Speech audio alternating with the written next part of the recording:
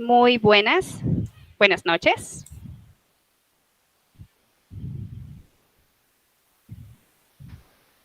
Por favor, si me pueden escribir en el chat si nos están escuchando.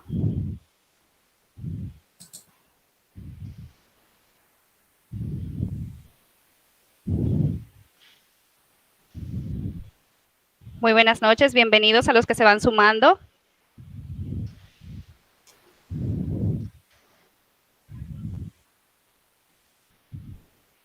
Excelente. Muchísimas gracias, Anita. Muchísimas gracias por confirmarme. Muy buenas noches. Gracias a todos por estar aquí, por darse cita con nosotros. Mi nombre es Maciel Castro. Soy representante de la Fundación Universitaria Iberoamericana, FUNIBER, y esta noche queríamos compartir con ustedes esta charla que va a ser muy interesante, de verdad que sí.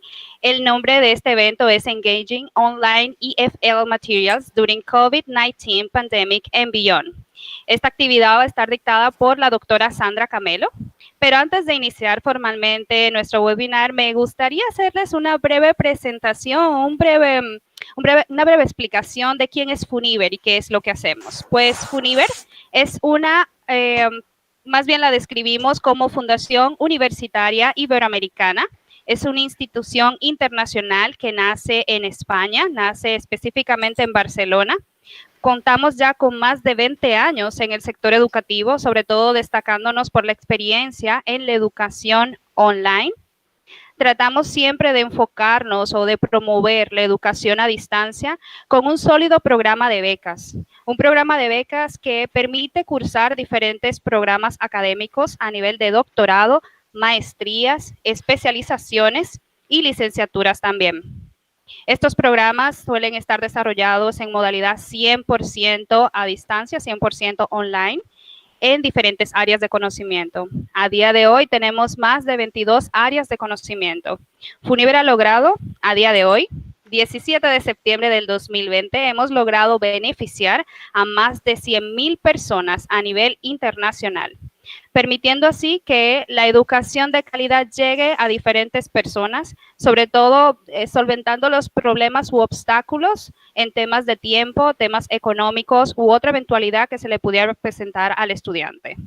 Nuestra fundación tiene presencia en más de 30 países, cuenta con convenios con más de 60 universidades. FUNIBER lo que hace es un enlace, un puente de conexión entre la universidad y el estudiante, y proveer esa plataforma virtual, proveer un fondo de becas al cual ustedes pueden acceder. Específicamente el día de hoy vamos a tratar áreas o temas muy relacionados al área de formación de profesores, que viene siendo uno de los puntos fuertes de nuestra fundación, dirigida sobre todo estos programas a docentes y directivos de instituciones educativas. Aquí podemos destacar programas como el doctorado en educación, un máster en educación especializado en diferentes áreas como en la tecnología de la educación, organización y gestión de centros educativos y formación de profesores. Adicional, tenemos maestrías en docencia universitaria, en intervención psicológica en el desarrollo y la educación, un máster en lingüística aplicada al inglés o español como lengua extranjera y la especialización en innovación y tecnología educativa. Estos programas tienen el propósito de interrelacionar la teoría y la práctica docente, con el objetivo de formar profesores capaces de planificar y de ejercer una docencia de calidad. Ese viene siendo el punto principal de estos programas académicos, disculpen. La idea es poder formar docentes que tengan una calidad. Abarca sobre todo formación en el diseño de materiales, diseño curricular, investigación en el aula y otros elementos muy importantes en la práctica docente. Para cursar estos programas académicos contamos con diferentes becas de estudio. Aquí le vamos a dejar en el chat los enlaces para que puedan solicitar estas becas o puedan solicitar más información sobre cualquiera de estos programas.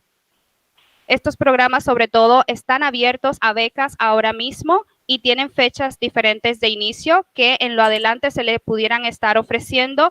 Una vez que solicitan la información, se le asigna un asesor que les acompañaría en ese proceso de postulación y ese proceso de admisión. Entonces, sin más, y para no cansarlos, vamos a pasar directamente al inicio de nuestro webinar. En este caso, estaría acompañada de la doctora Sandra Camelo y Verónica Cabañas. La señora Sandra Camelo es profesora de la Universidad Internacional Iberoamericana en los programas de Maestría en Lingüística aplicada a la enseñanza de inglés y Lingüística aplicada a la enseñanza de español. Tiene una licenciatura en Lenguas Modernas de la Pontificia Universidad Javeriana de Bogotá, en Colombia. Tiene formación en traducción de la Universidad Nacional de Colombia, la Pontificia Universidad Javeriana y TELUC en Montreal y Canadá. Entonces, sin más, los dejo en este caso con Verónica Cabañas, quien continuará el proceso. Gracias. Okay, welcome everybody. Now we turn into English, right? I suppose you can hear me well. In today's webinar, Engaging Online EFL Materials During COVID-19 Pandemic and Beyond, I'd like to introduce Dr. Sandra Camelo, who's going to talk about the creation of EFL online materials using a series of free tools. She has planned this webinar for you to become familiar with these tools and their didactic potential for creating online materials, promoting interactive and cooperative learning in the teaching of English as a foreign language. Sandra Camelo is a professor at Universidad Internacional Iberoamericana, UNINI, Puerto Rico, in the Masters in Teaching of English as a Foreign Language. She is a PhD in Cultural Studies, University of London in the United Kingdom. She holds a Master's in Applied Linguistics from Universidad de Jaén, Spain, and in Cultural Studies from Pontificia Universidad Javeriana in Bogotá, Colombia, where she's currently developing a postdoctoral research sponsored by MinCiencias, Ministry of Science in Colombia. So, Dr. Camelo, the floor is all yours. Thank you, Veronica. Well, my name is Sandra Camelo, and in today's webinar, I'm going to present a series of tools and tips for the creation of EFL materials. These tools include different applications and resources we can use to create interactive presentations for presenting our students the different contents of the EFL class. We also have video making tutorials, video making applications for creating tutorials, pre-record tutorials. We also have tools for recording and sharing podcasts, interacting with global communities, and developing the skills of speaking, listening, reading, and writing, also for building vocabulary and improving pronunciation. Today, as our moderator, we have Professor Verónica Cabañas. She's my colleague in the area of TEFL at UNINI, Puerto Rico, and she also works with the FUNIBER network. She has experience in online teaching, and she has been collaborating with bilingual schools in Argentina and research projects both with Argentinian and Spanish universities. She also has a master's degree in applied linguistics from the Universidad de Jaén in Spain, and in higher education from Universidad Nacional de Cuyo in Argentina. So I want to tell you that for me, developing online materials has been a very interesting trajectory. I have been working for the last 4 years teaching online in virtual learning environments, and I have been advising students in the MA in TEFL designing didactic materials.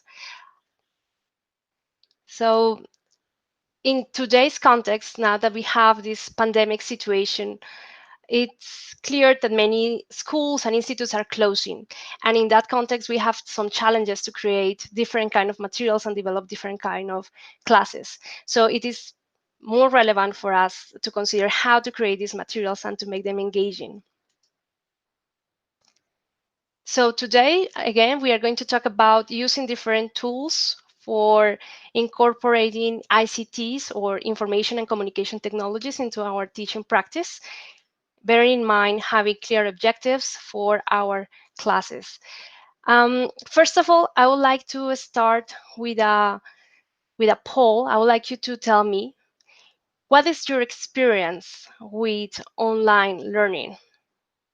So what we are going to do is that we are going to use one of the tools that I'm going to present today, which is called Mentimeter. And in this tool, we are going to basically participate in a poll. Veronica is going to share with us in the chat the link for this poll, which you can see also here. You can also go directly to this to this website, which is mentimeter.com.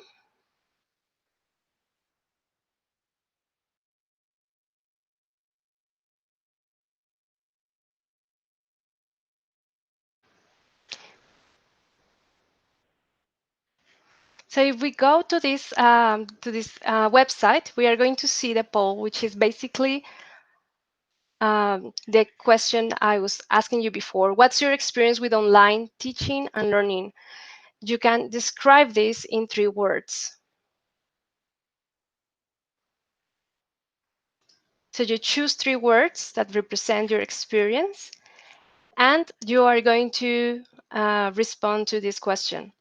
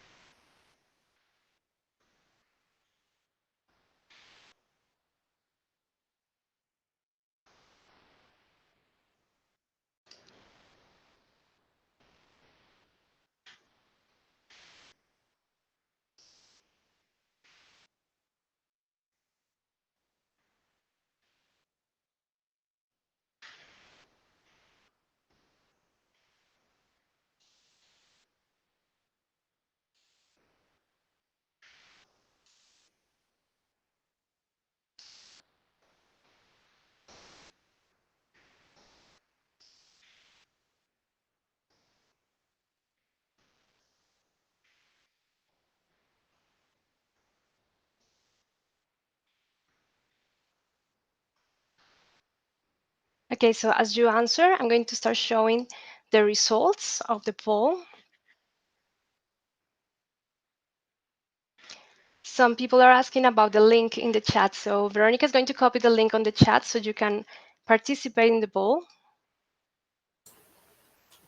It is already in the chat. I suppose you can see it.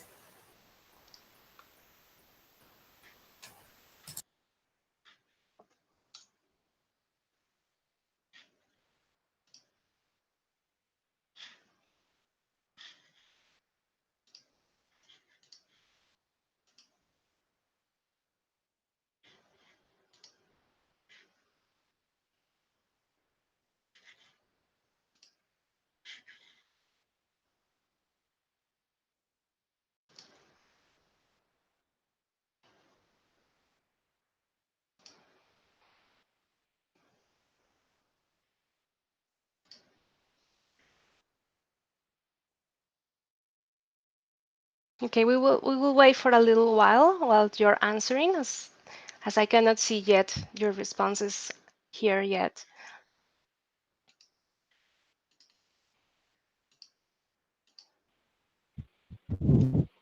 Veronica, sorry, can you share the link again, please? Sure. Yes, I have. But I have the slow mode and I have to do it again and again. Here it is. Okay, we have here some of the responses. I'm going to share them with you. You can still continue participating in the poll.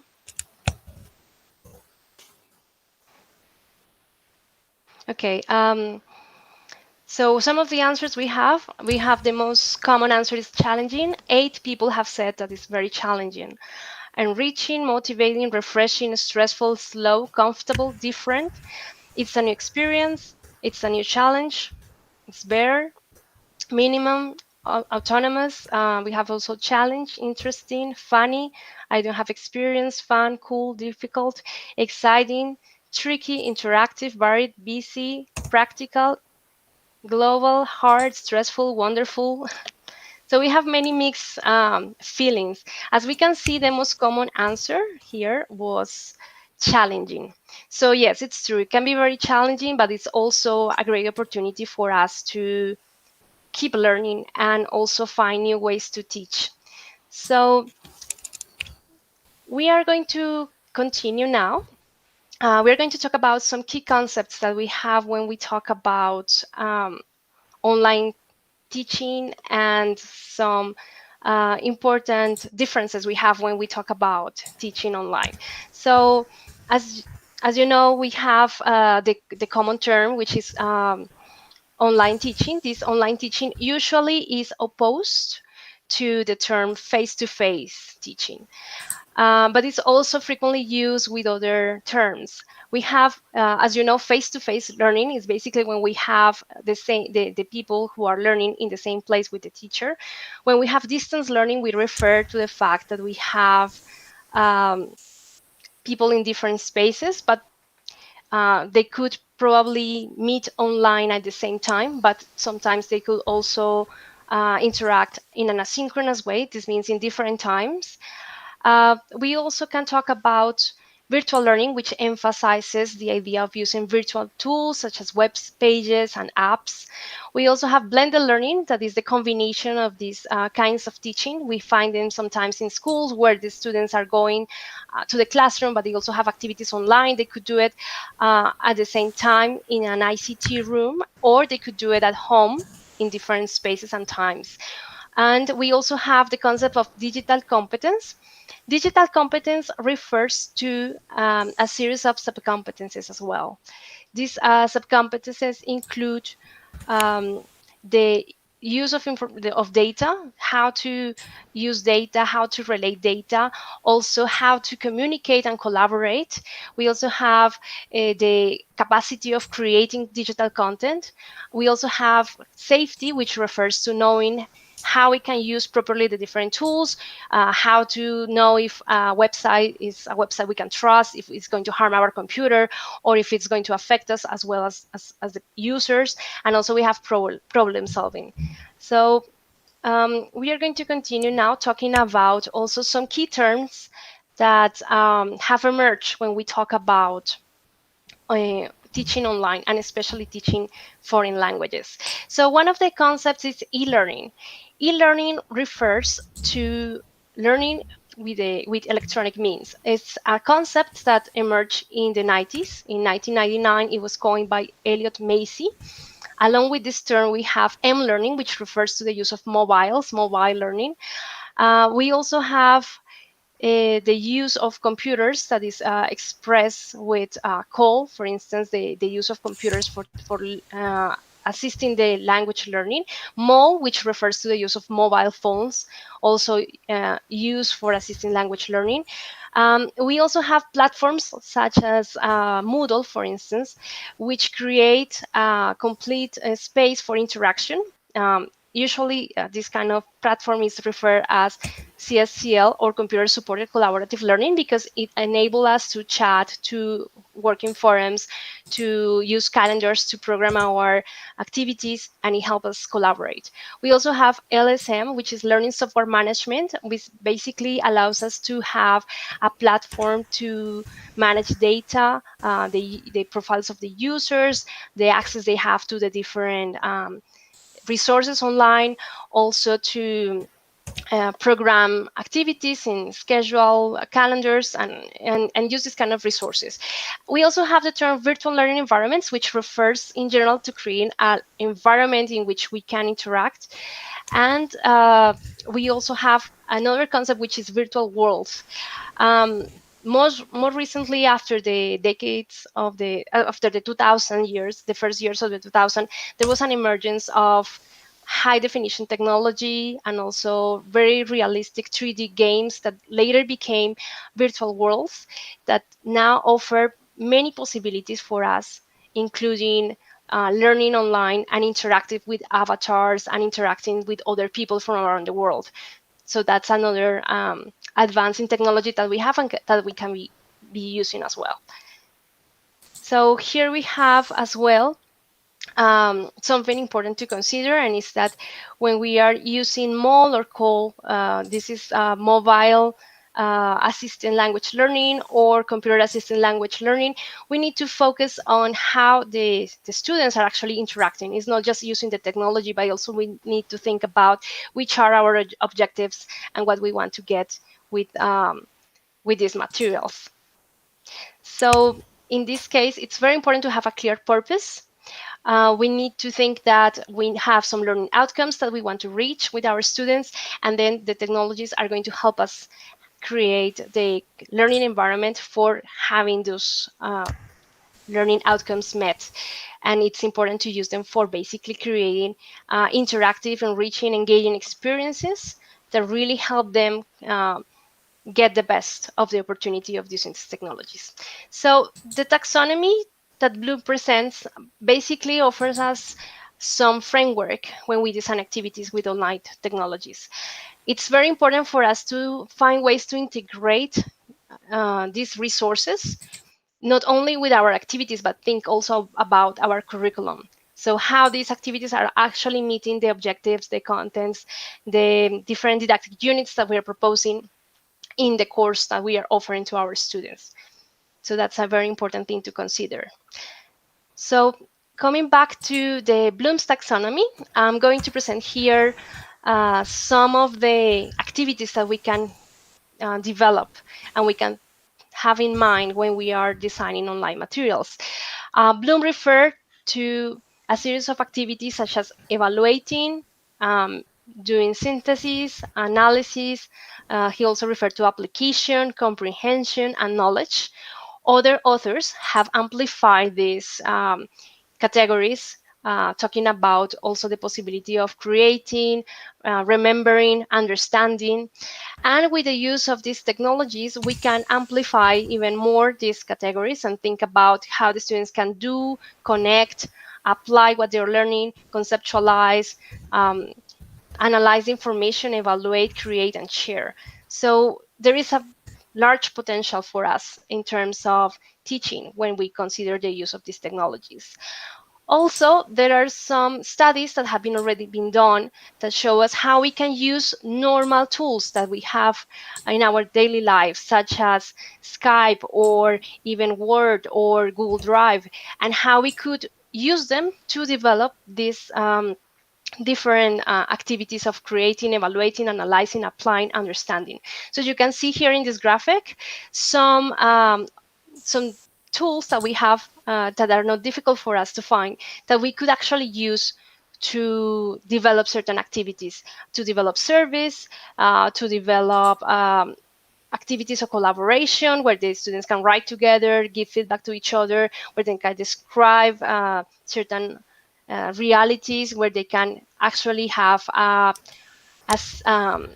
experience of what is using the language to relate to others and connect. So these are tools that we find very commonly in our computers and that we can actually use for teaching. Well, we are going to continue now with a second poll. In this poll, we are going to think about the digital tools and technologies that we have been using, maybe as teachers or maybe as learners of EFL. So Veronica is going to share with you a link, again, to Mentimeter. Done. It's already done. Okay, so please check on the chat. And this poll basically is going to focus on which technologies you use more. So I have a selection here of these technologies that you can organize. The ones that you have used more, you can put them first, and the ones that you have used the least, you can put them at the end. So we have a first group, which includes Skype, Zoom, Teams, Meet, and other video conferencing tools that maybe have been very popular in this context of the pandemic.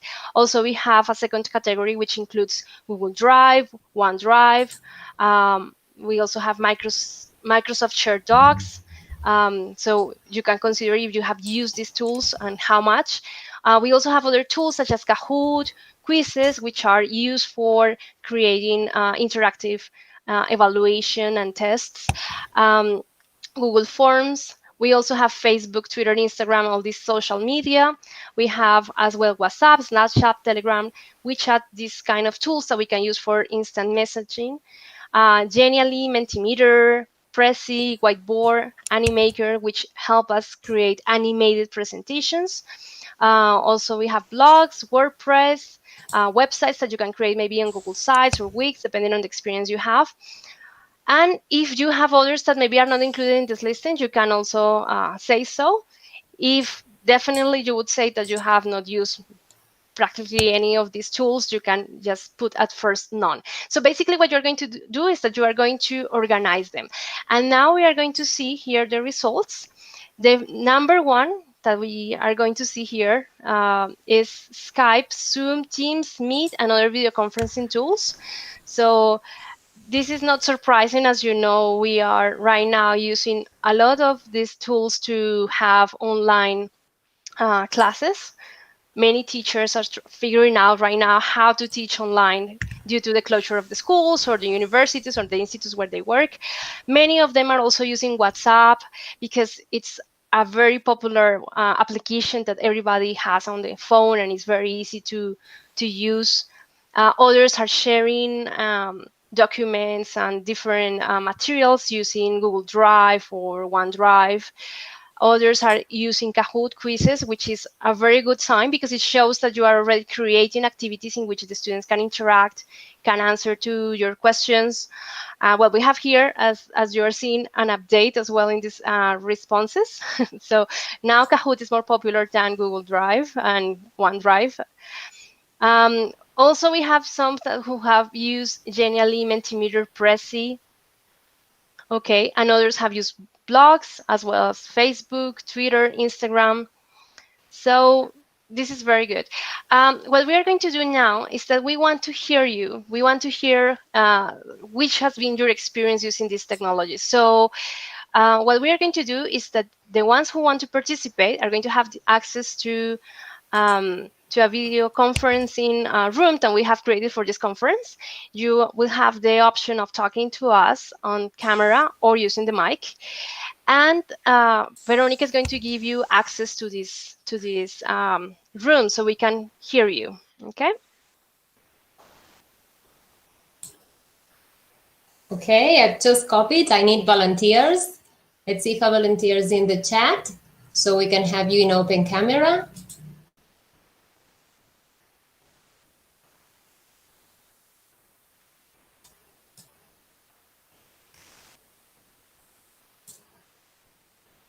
Let's see.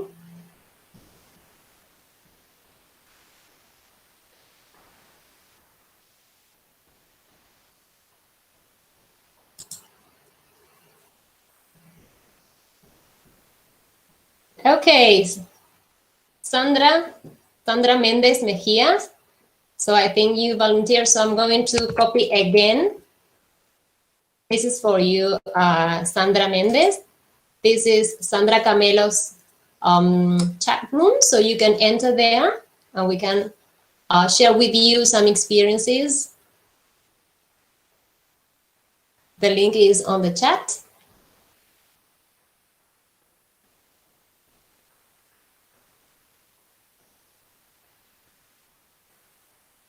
All right, Sandra said yes, Sandra Mendez, so maybe she can be with us. Carlos is asking about how can they enter there. So we'll allow one person at a time. So Carlos, if you would like to join us in a few minutes, you will be welcomed as well. Or you can, you have the, again, I'm copying the link. That's Sandra Camelo's chat room. So you can enter there and share with us the experiences.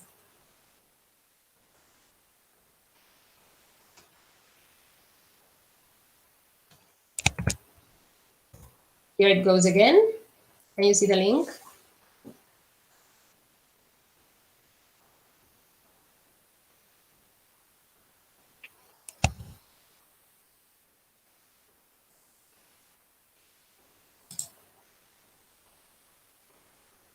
There it is.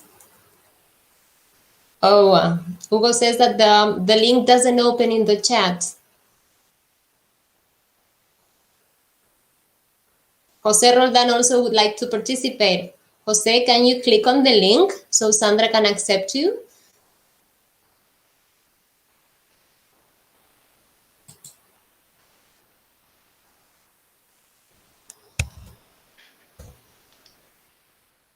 It's a link to whereby. Sandra, can you see any of them? We have a guest, but I don't know if this... You Tell me the can name. always change your name. No, it says guest in the... Right. So I suppose it's one of the two. The thing is that it's a slow mode in the chat, so they receive messages like very slowly. Okay.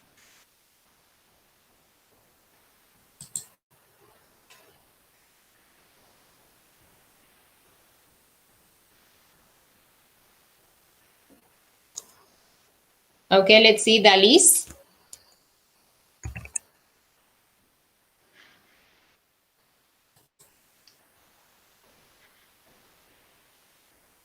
All right. Just a minute, Sandra.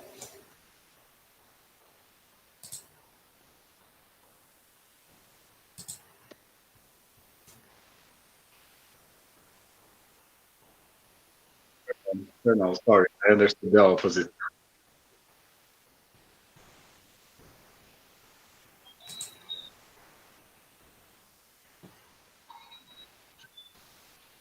Great. I teach English in private classes here in Brazil. I live in Brazil, and I have just students in private classes. And these students use Skype, Zoom, and Hangouts from Google. I share PDF files, exercise, homework via Google Drive, Google Drops. But the last one that I got from a tip from a professor at the university was Quizlet.com. Quizlet.com is amazing. I can get a test, for instance, and I can make it fun. Like I can create games using with the information that I needed. Look, so the information that I needed to test, I can turn it into a game. So it's funny, and I can create competitions. So sometimes I have 3 students in one class, and instead of giving the exercise and waiting for them to prepare it, I put them to compete. It's amazing. Silvino, sorry to interrupt you. Okay. You should turn off the volume of YouTube so we don't hear an echo. Okay. I have just closed the window with YouTube channels.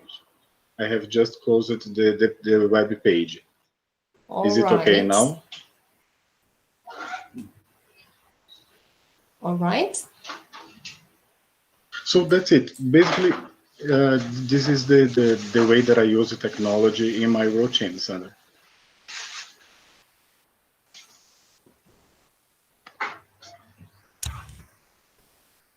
Yes, I can do, for example, sometimes I create WhatsApp groups and I post a photo and I ask them. For example, last time that I used this type of exercise, I posted a beautiful living room, and I started a sentence and say, "Mom, this is a photo from my new house. Look at this beautiful," and I asked them to continue the text, and so I can create a collaborative writing task where they put this beautiful rug, and look at this amazing lamp that I bought in IKEA. And when I see that the group is not so active as I would like that they were, I say, "Amanda, can you please take part on it?" So I ask someone, when I don't have volunteers, I ask someone to go there and participate. And it's funny, and I really think that it is good for them. Like, I feel that they enjoy the time that they are there participating. You're welcome. Yes, it's Jose. He's ready.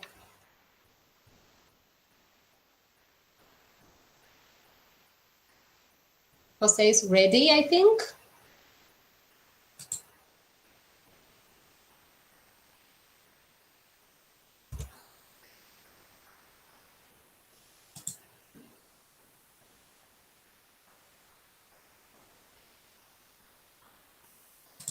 Let me copy the link again, because maybe he...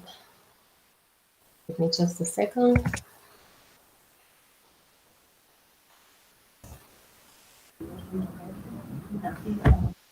Hello, can you hear me? Let me just check. Okay, we were using very often WhatsApp both. We are combining WhatsApp chat with the groups, and as well we were sent to you some materials by the platform or WhatsApp. The thing is very important to understand that some of the capacity for the students are very fast, easy, fascinating. For the other ones are slow. Someone doesn't have even the intention to go into the chat or to go into the class or any of the things that they use. And as well something that is called the attention for some of my students. They didn't have a good connection. That has been a challenge, the connection, because we were receiving some class by conference and Zoom, but some of them were having like pauses during the whole class. So this is something that we need to take in consideration. If they are getting the real fast connection, and if they are receiving all the information on time, or if they are not. I encourage you guys, all the teachers that we are dealing with this problem with connection, try to record the class for later on. So you can pause like a small, slow or a small video or a resume video. So they can have the access to go into the platform and check all the information whenever they need it later on. Okay, that's a very good advice. Indeed, when we think about online teaching, we usually think that we have to be all the time with the student. So we have to be at the same time. But as I said before, it is very important also to consider asynchronous kind of teaching. And you can use some tools as well to record your lectures. You can actually, if you use Zoom, for instance, you can record the lecture and then the student can go and see it later on. And you can also use other tools such as Loom to record your computer and show the student different aspects of contents or activities, and then the student will be able to see it later on, as well as the forums that we can use for this kind of activities. So thank you very much, Sandra. Thank you for your experience, what you have shared with us. Now we are going to continue our presentation. Sorry, Sandra. We have one more participant that wanted to. Okay, sure, of course. Jose, I think that's great. Now maybe he is now there because the chat was full and he couldn't enter. So let's see if Jose can now enter the room. Okay. Hi, Jose. How are you? Nice to meet you. Nice to meet you too. I am from Argentina. I teach adult students. I am 25 years old, but I teach adult students. And I can say that, that the experience has been very challenging, particularly for me, because many people think that because you are young, you are like a digital native at the fullest. And sometimes it's not like that. I mean, we have received training on ICTs, on the teacher training course, but it hasn't been explicit, or we haven't explored all the possibilities. So it has been kind of a new trip, particularly for me. I use video conferencing tools. I use Zoom. I don't like Meet because I think that Meet takes too much internet. I mean, it has too many internet connection issues, and Zoom it's more friendly for the user. And students feel more comfortable when they need to use Zoom because they can see the chat, they can also see whether they are speaking, whether you can listen to them or not. So it's more convenient for both the teacher and the student. I also use some asynchronous tools. I prepare Kahoots for some students because I also have young students. So we prepare some Kahoots for them, some collaborative worksheets for them. But so far, it has been challenging for me, frustrating sometimes because it's very difficult to cope with internet connection sometimes. I mean, it's not on our hands, but either way, when you are lecturing, in my case, I teach grammar too, and I also teach written composition, yes, and also ICTs. It's very complicated to give classes when your internet connection is not working properly and you cannot fix it. So it has been very challenging for me, and I am really looking forward to learning something new or learning about some new tools in this webinar. Well, thank you, Jose. I'm glad you have been using these tools and also that you're eager to learn more. So that's exactly what we are going to do now. Thank you for your experience. So Okay, thank you. You're welcome. So we are going to now continue with our presentation. We are going to focus now on some of the tools that we can include when we teach online. So we have, as we said before, already these video conferencing tools that we can use, but we also can use other tools for boosting interactions, such as Mentimeter, as we use it today. Sandra, We can also I'm use. sorry, but we didn't listen. Ah, okay, sorry. Okay, now you can hear me, I think. So now we're going to continue with our presentation. Basically, we are going to talk about some tools that we can incorporate in our classes. There are many tools available. We have, for example, Mentimeter, which we use it today to talk about the creation of polls, sharing results. We also have the possibility of creating these interactive quizzes or tests with Kahoot and quizzes. We also have Animaker, which allow us to create GIFs and simple animations that can really help the students feel more eager to participate in the contents we create for them online. We also have the virtual worlds that we can incorporate in our teaching. And we are going to start now talking about how we can use these tools for different activities. So we are going to focus on the potential that they have for our EFL courses and classes, for creating these pre-recorded lectures, or creating videos, or creating quizzes, polls, simulations, games, and interactive activities. We're going to start with the first of these tools. The first of these tools is Kahoot. Some of you already mentioned it. It's a really great tool that enables us to create different tests.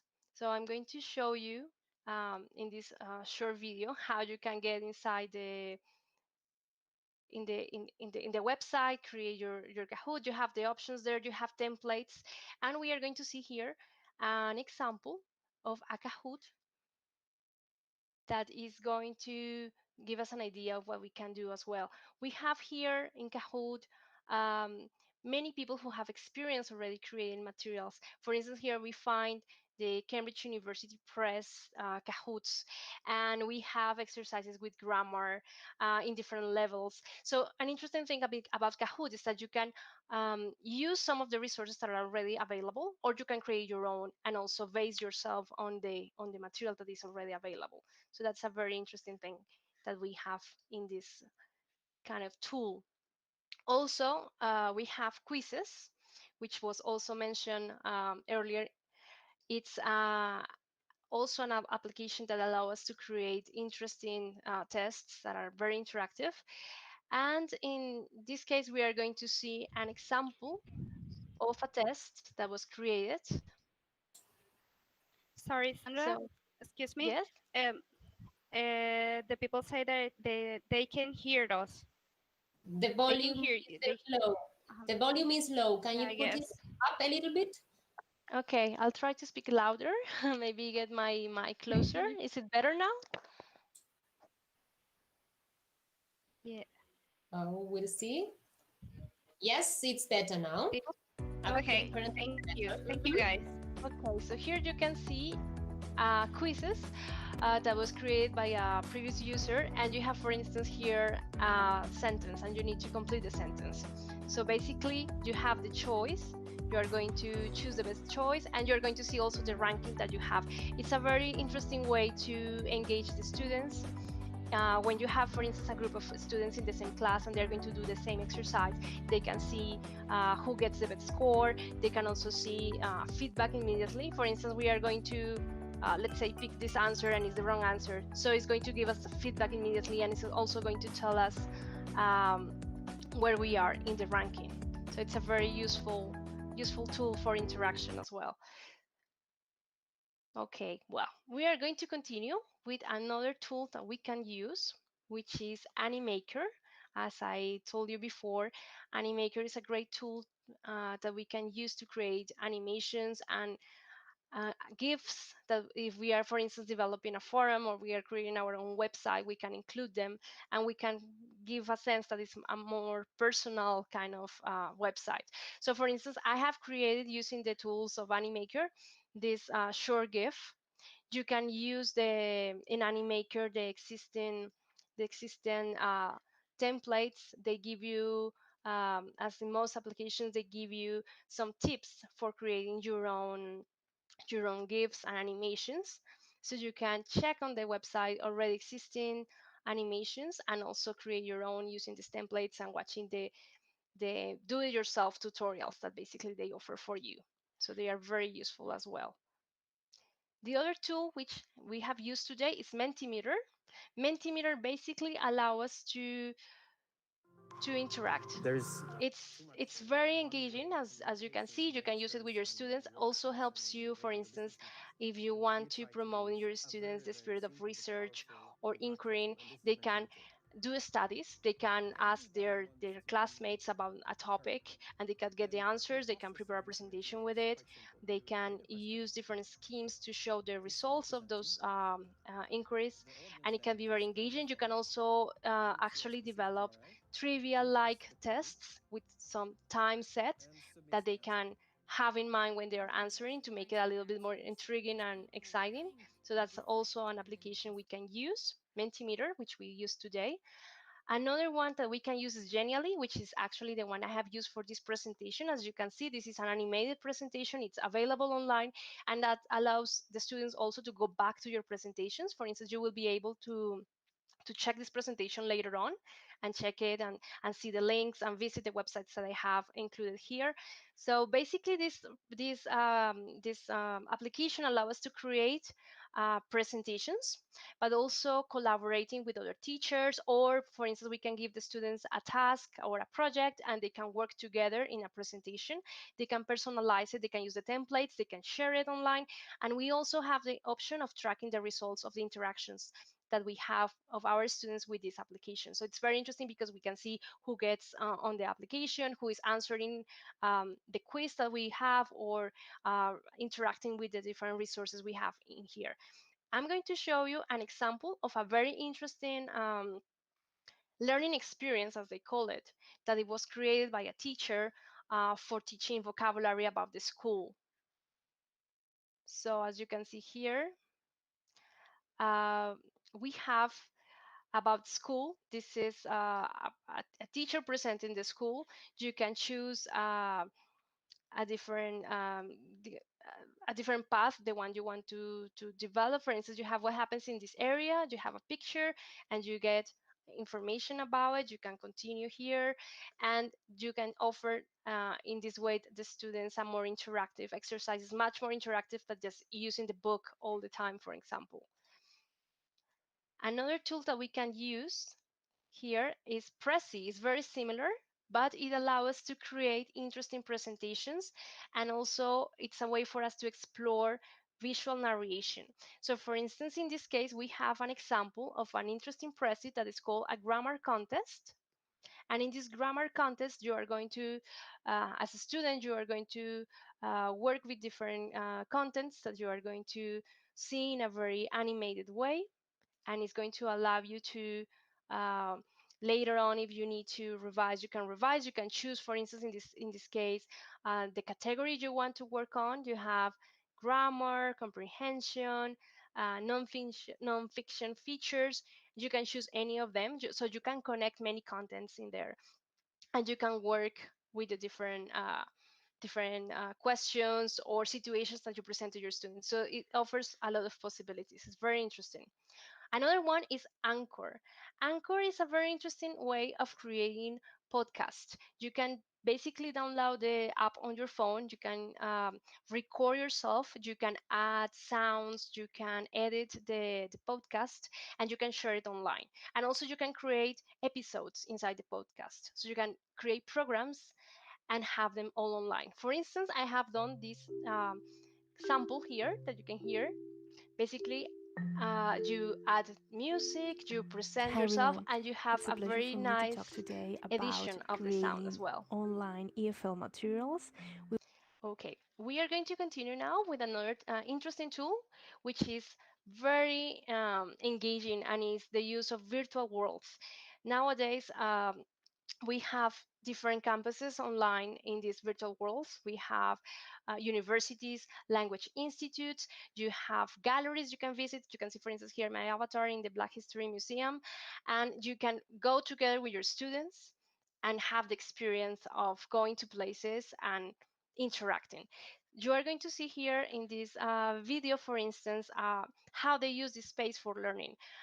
There is already a space where you can find teachers from different universities all around the world, in Europe, in the United States, in Canada, in different places where they are researching about the use of this technology, artificial intelligence, and they are teaching not only languages, but they are also teaching different contents on medicine, on healthcare, on social sciences, astronomy. So the possibilities are endless. And actually, right now, they are developing a conference, which is the Virtual Worlds Education Conference, that is developed with different professors and researchers, also presenting the work of software architects and animators who are working together with teachers and who are open to collaborate with us. So that's an interesting possibility also for us. You can see how you can gather in different spaces there, and you can have actually a conference. You can have actually a classroom there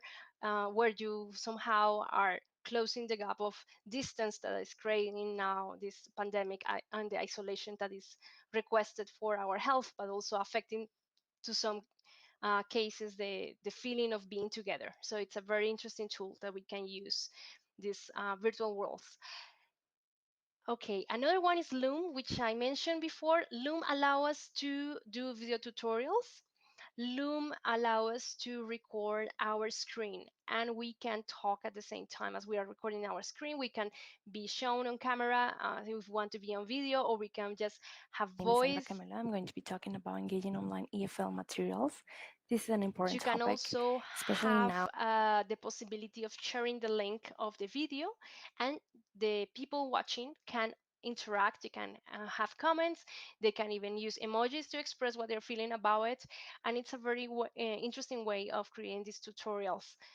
It's very simple. You just create an account, you have all your videos there, and you can share them with a link. Another application that we can use is the pen pal world, and we have interpals as well. Basically, it offers you a community where people can exchange their writing, they can exchange letters, and they can give feedback. You connect students or learners with native speakers, and they can exchange letters and teach each other. So I can create a profile. For instance, if I go to this website of the pen pal, you are going to see that there are people from all over the world, and they have a profile, and they tell you which language they speak and which language they want to learn, and they basically can have this real contact to learn a language, which is very useful.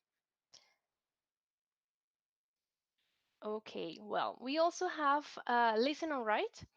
This is a repository that allow us to access a series of videos and audio recordings. They are classified in different topics. They are always updated, as you can see here. These are varied topics, updated topics that can help our students develop their listening skills.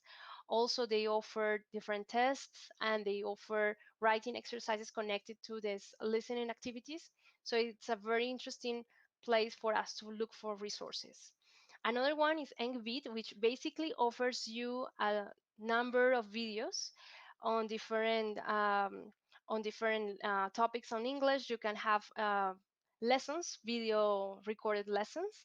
And another interesting tool is Listen a Minute, which is a website that has many listening exercises. You can find them on according to the topic. As you can see, they are alphabetically organized. We're going to see here, for instance, that we can use as well on Facebook. We can find the website of Learn English, which EngVid, which is for learning English. And as I told you, you can see the videos that are online, teachers explaining different topics. They can give you ideas as well, because it's good that you create your own materials, but it's always good to see what there is around. So that's another possibility that you can use. And then we have the British Council, which offers for us the website Learn English, which is the official website of the British Council for offering resources for teachers and students. And also they have the Learn English Sounds Right, which is an app specifically for phonetics, which is a very challenging area for many of the students. So if you go to the British Council here, you can see all the different tools that they offer to you. You have online English courses for the different levels according to the common framework of reference. You also have videos, you have grammar exercises, and you can choose different topics to work on, develop different skills. And as I said before, as well, when we want to work on the phonetics, we can use the app that they have, which is Sounds Right. Here you can see some of the exercises that they offer. You can listen to the different sounds. You have the transcription, and you can work with the transcription as well as the pronunciation of these sounds. And it's a very interesting tool that the students can use also while they are at home. They can practice and they can come back to you and continue working on their pronunciation. Another interesting tool that we have here and that we're going to present here is Language Guide, which basically offers you a series of lessons, exercises, and activities. I'm going to click here so you can see the website. You can choose among different languages. It's not only used for teaching English. And it's a very complete website. You have exercises on writing, on listening, on vocabulary, on the different levels, which you can incorporate. It gives you handouts that you can give to your students, handouts that you can use in your classes and you can adapt. So it's a very interesting tool that you can use. And it's not only for English. So if you're teaching another language, you can also use it. We also have videos that we can use from different resources. We can use YouTube, of course. We have Vimeo as well, and we have TED, for instance, which is very good for developing listening exercises that are more advanced. If we want our students to engage with real talks, conferences on different specific topics, some of them more scientific, some of them more specialized, we can find all those materials here. And it's a great tool, especially when we have advanced students. Sometimes it's difficult to find engaging material for advanced students, and we can find it here. We also have the archive, the Internet Archive, which offers you many kinds of materials. So in the Internet Archive, you can find, as I'm going to show you in the website, you can find resources from libraries. You have videos You have also radio stations, TV channels, community radios. So you can use all these materials for creating your lessons and incorporating different kind of authentic resources. So it's very useful for you to work on any of the skills, and it's just huge. It offers you really many kinds of materials. You basically can find anything you want. You have here the option of searching on the browser with a keyword, and you will find the materials easily for you. Okay, another kind of materials that we have and tools that we can use is basically the ones that you said that are the most used right now. And it is true in the context of the pandemic. Most people are using video conferencing tools. So we have Zoom, which, as it has been exposed by some of you, is very useful for sharing your screen. You can record, and you can use that recording later. You can share it with your students. You also have Meet, you have Teams. Other tools that maybe are not so popular yet, but are also very interesting, include Jitsi, for instance, which is a website that allows you to create your own room. You can share very easily your YouTube channel or a YouTube video with your students, and they can see in real time what you are seeing. So it's very good for this. You can connect also this website to your calendar, and you can create the meetings. It allows you to have a large number of students. If you don't have, for instance, a subscription to Zoom, you don't have to worry about the number of the students. You don't have to worry so much about the time. It's not limited in time. Another application that we can use is Whereby, the one we have used today. So when you get to your Whereby, you can have the possibility of sharing your screen. It's very easy to use. You just share the link with the students, and they will be there, and they will have the access to this conferencing room. You can share your screen, as I said. You can have a chat as well, and it's a very useful tool for us. Another thing that we should consider is that our students are already, most of them, using different social media. So we can use Facebook, we can create groups on Facebook, we can post on Facebook, we can also have live broadcasts on Facebook, as well as in Instagram, in Twitter, in YouTube. So we can use all these resources with our students and engage them with what they already know. So what we are going to do now is that we are going to do a practical exercise. So Veronica is going to share with you a link. This link is for a Google form exercise, which you can see here in a preview. Basically, what you are going to do is that you are going to click on that link, and you will answer a series of questions thinking about how you can create your own materials. So I'm going to show you basically what this Google form is about. The idea is that you're going to think about how you would create an activity. Okay, so the first thing that I want you to consider is the profile of your students. So when you think about your students, you have to think about the language level. It's very important that you know if they are in a basic level, an intermediate level, an advanced level, because that's going to affect the contents that you're going to teach. So you have here the options. You can choose between the different options. I have from A1 to C2, depending on the level of the students. If you want to have a key for knowing exactly where they are, well, you have here the common reference specifying the different levels. You can click on this link as well. It will open another window that will show you the Common European framework and this description of the different users, if they are basic users, independent users, or proficient users.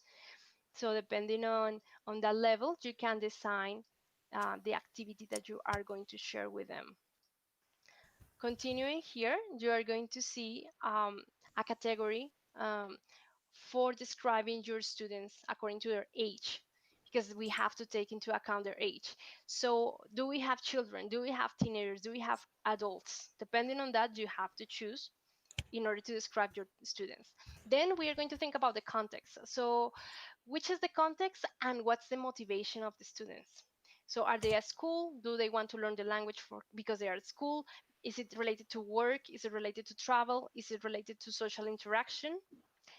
Then you are going to choose 1, 2, 3, or the 4 communicative skills you would like to develop in your exercise. Then you're going to think about the content. So you can also here choose just one type of content or include more. You have grammatical contents, lexical contents, sociocultural contents, or other contents from different subjects such as arts, humanities, mathematics, science, or social science. So you are going to choose any you want, the ones you would like to work on. And then we are going to think about objectives. It's very important that before we start using the technologies and the digital tools that we have available, we consider what we want to teach. So what do you want to explain to the students? What do you want to teach them about? So you are going to write 2 objectives, 1 or 2 objectives that you will have as a teacher. This is teaching objectives. And then you will choose learning objectives. What do you want the students to learn? What they will be able to do after they develop the activity you are going to think about. They will be able, for instance, to speak about a certain topic, or they will be able to identify certain words, certain vocabulary related to a specific subject. You're also going to choose if you want to include certain contents in terms of grammar, vocabulary, so you can right here, for instance, if you want to work with the verb to be or modal verbs, or if you want to focus on certain vocabulary, or if you want to maybe implement some content from other areas. So you're going to write that here, write that in here. Then you're going to choose the topic of your activity. So you're going to think in a way to summarize what the topic of your activity is.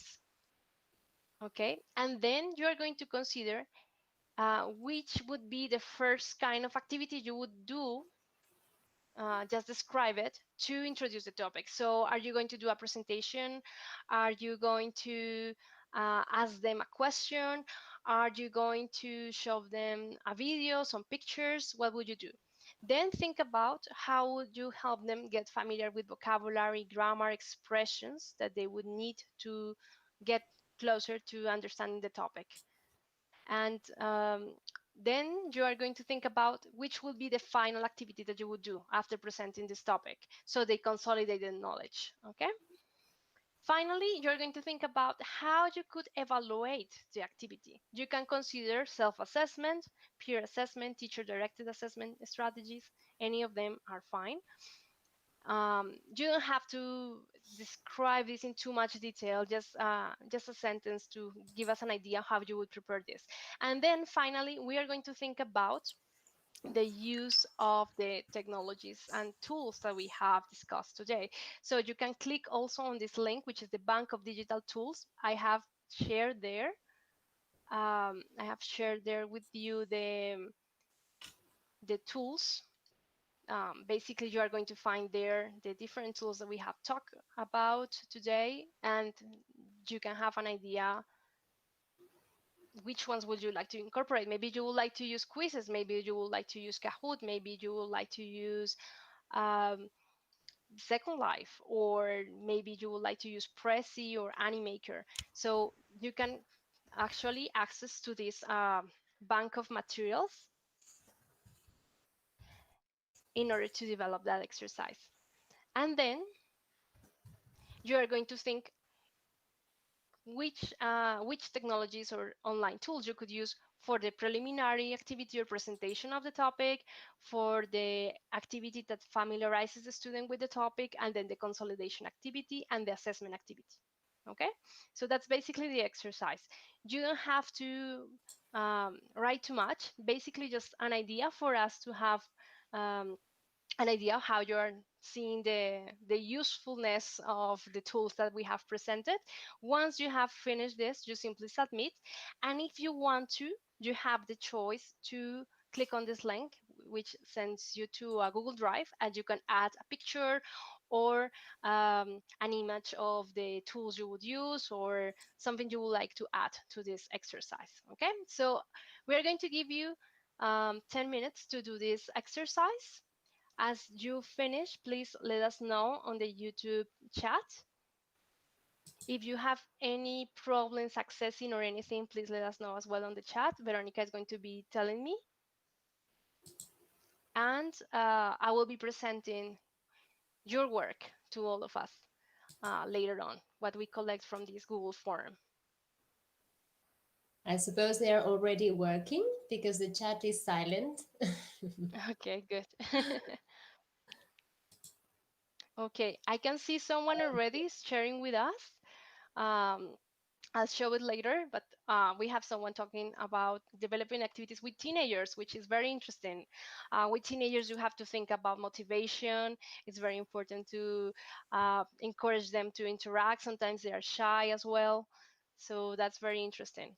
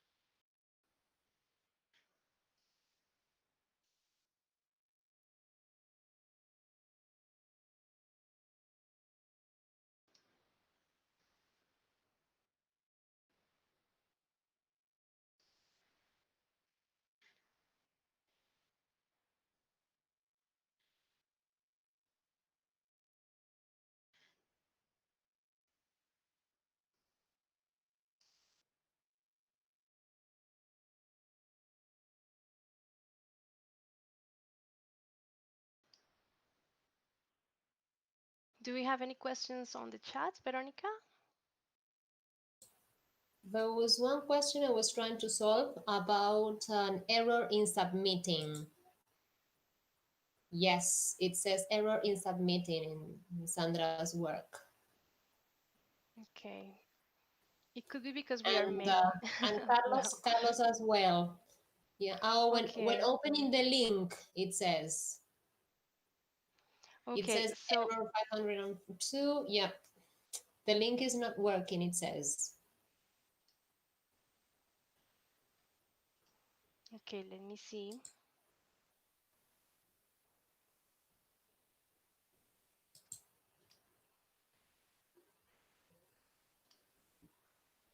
Yeah, it seems because we are too many. So maybe we have too many Yeah, people it says doing the problem with the exercise. server. It doesn't open. Okay.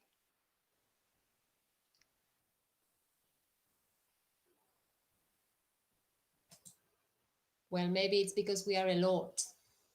Yeah, we seem to be too many people.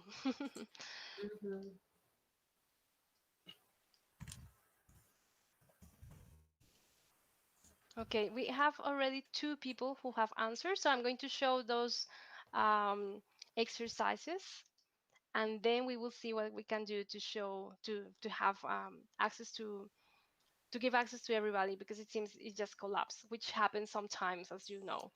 Right. So, okay, so we have the first exercise talks about B2 teenagers The focus is going to be on social interaction, developing listening, speaking, reading, and writing skills. So the 4 skills.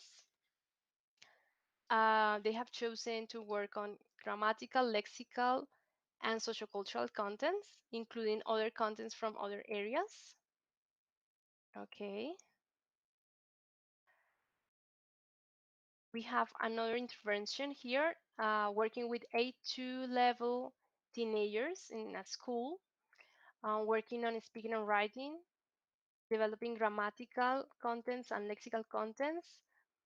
The focus is to teach learners how to understand and write grammar properly. Okay, so the focus is on grammar. And we have also here as an objective to for the students to use language speaking skills more fluently in the language. So what they propose here is to adapt English language to other areas. The topic they have chosen is the human body. They are going to work first with the body parts, identifying the body parts. Then they are going to work with a song for the body parts. They are going to do a drama exercise using the body parts. For the evaluation, they have chosen self-assessment. And some of the tools they have chosen for the preliminary activity, a video on TED, then quizzes for familiarizing the students with the topic, also Jitsi for the consolidation of activities, and then assessment, they have chosen quizzes. Okay, so it's very interesting because exactly you can choose different online tools for your design depending on the activity that you are developing. And you can actually adapt them to the needs. You can probably use 4 or 5 different tools integrated, but you can also focus on maybe a few tools and not do everything on every single thing on a different tool, but you can also have one tool for many activities. So that's great. As you can see here, Google Forms, it's a very useful way to promote interaction. Although it collapsed, we can see here how our students, in this case, our participants in this webinar, are interacting with us, are doing an exercise, and we can give feedback, for instance, in this case, in real time. So that's a very useful thing. For instance, if you choose for your Google form an activity on vocabulary or grammar, or maybe a writing composition, you could see in real time. If you chose to do it, for instance, in an online class in a synchronous way, you could show what the students are writing, and they could also collaborate later, maybe reading their work or sharing what they have done. So this is very interesting. As we can see here, the emphasis has been mainly on teenagers and adults. Teaching children is very challenging, but also these tools can help us working with children. And we also have some focus on school and work, and as well in social interaction, which are aspects that we can consider when we design an activity. What I have given you there in this Google form basically is I'm going to share with you this version, the edit version. What I have given you is basically a structure that is very useful when you are constructing an activity, because it's very important that you think about the students that you have, the context, what they want to learn, and also that you consider that the students need preparatory activities or activities that help them get in context, and then they can actually work on what you want to teach them, and then they need consolidation, they need practice, and it's important to assess.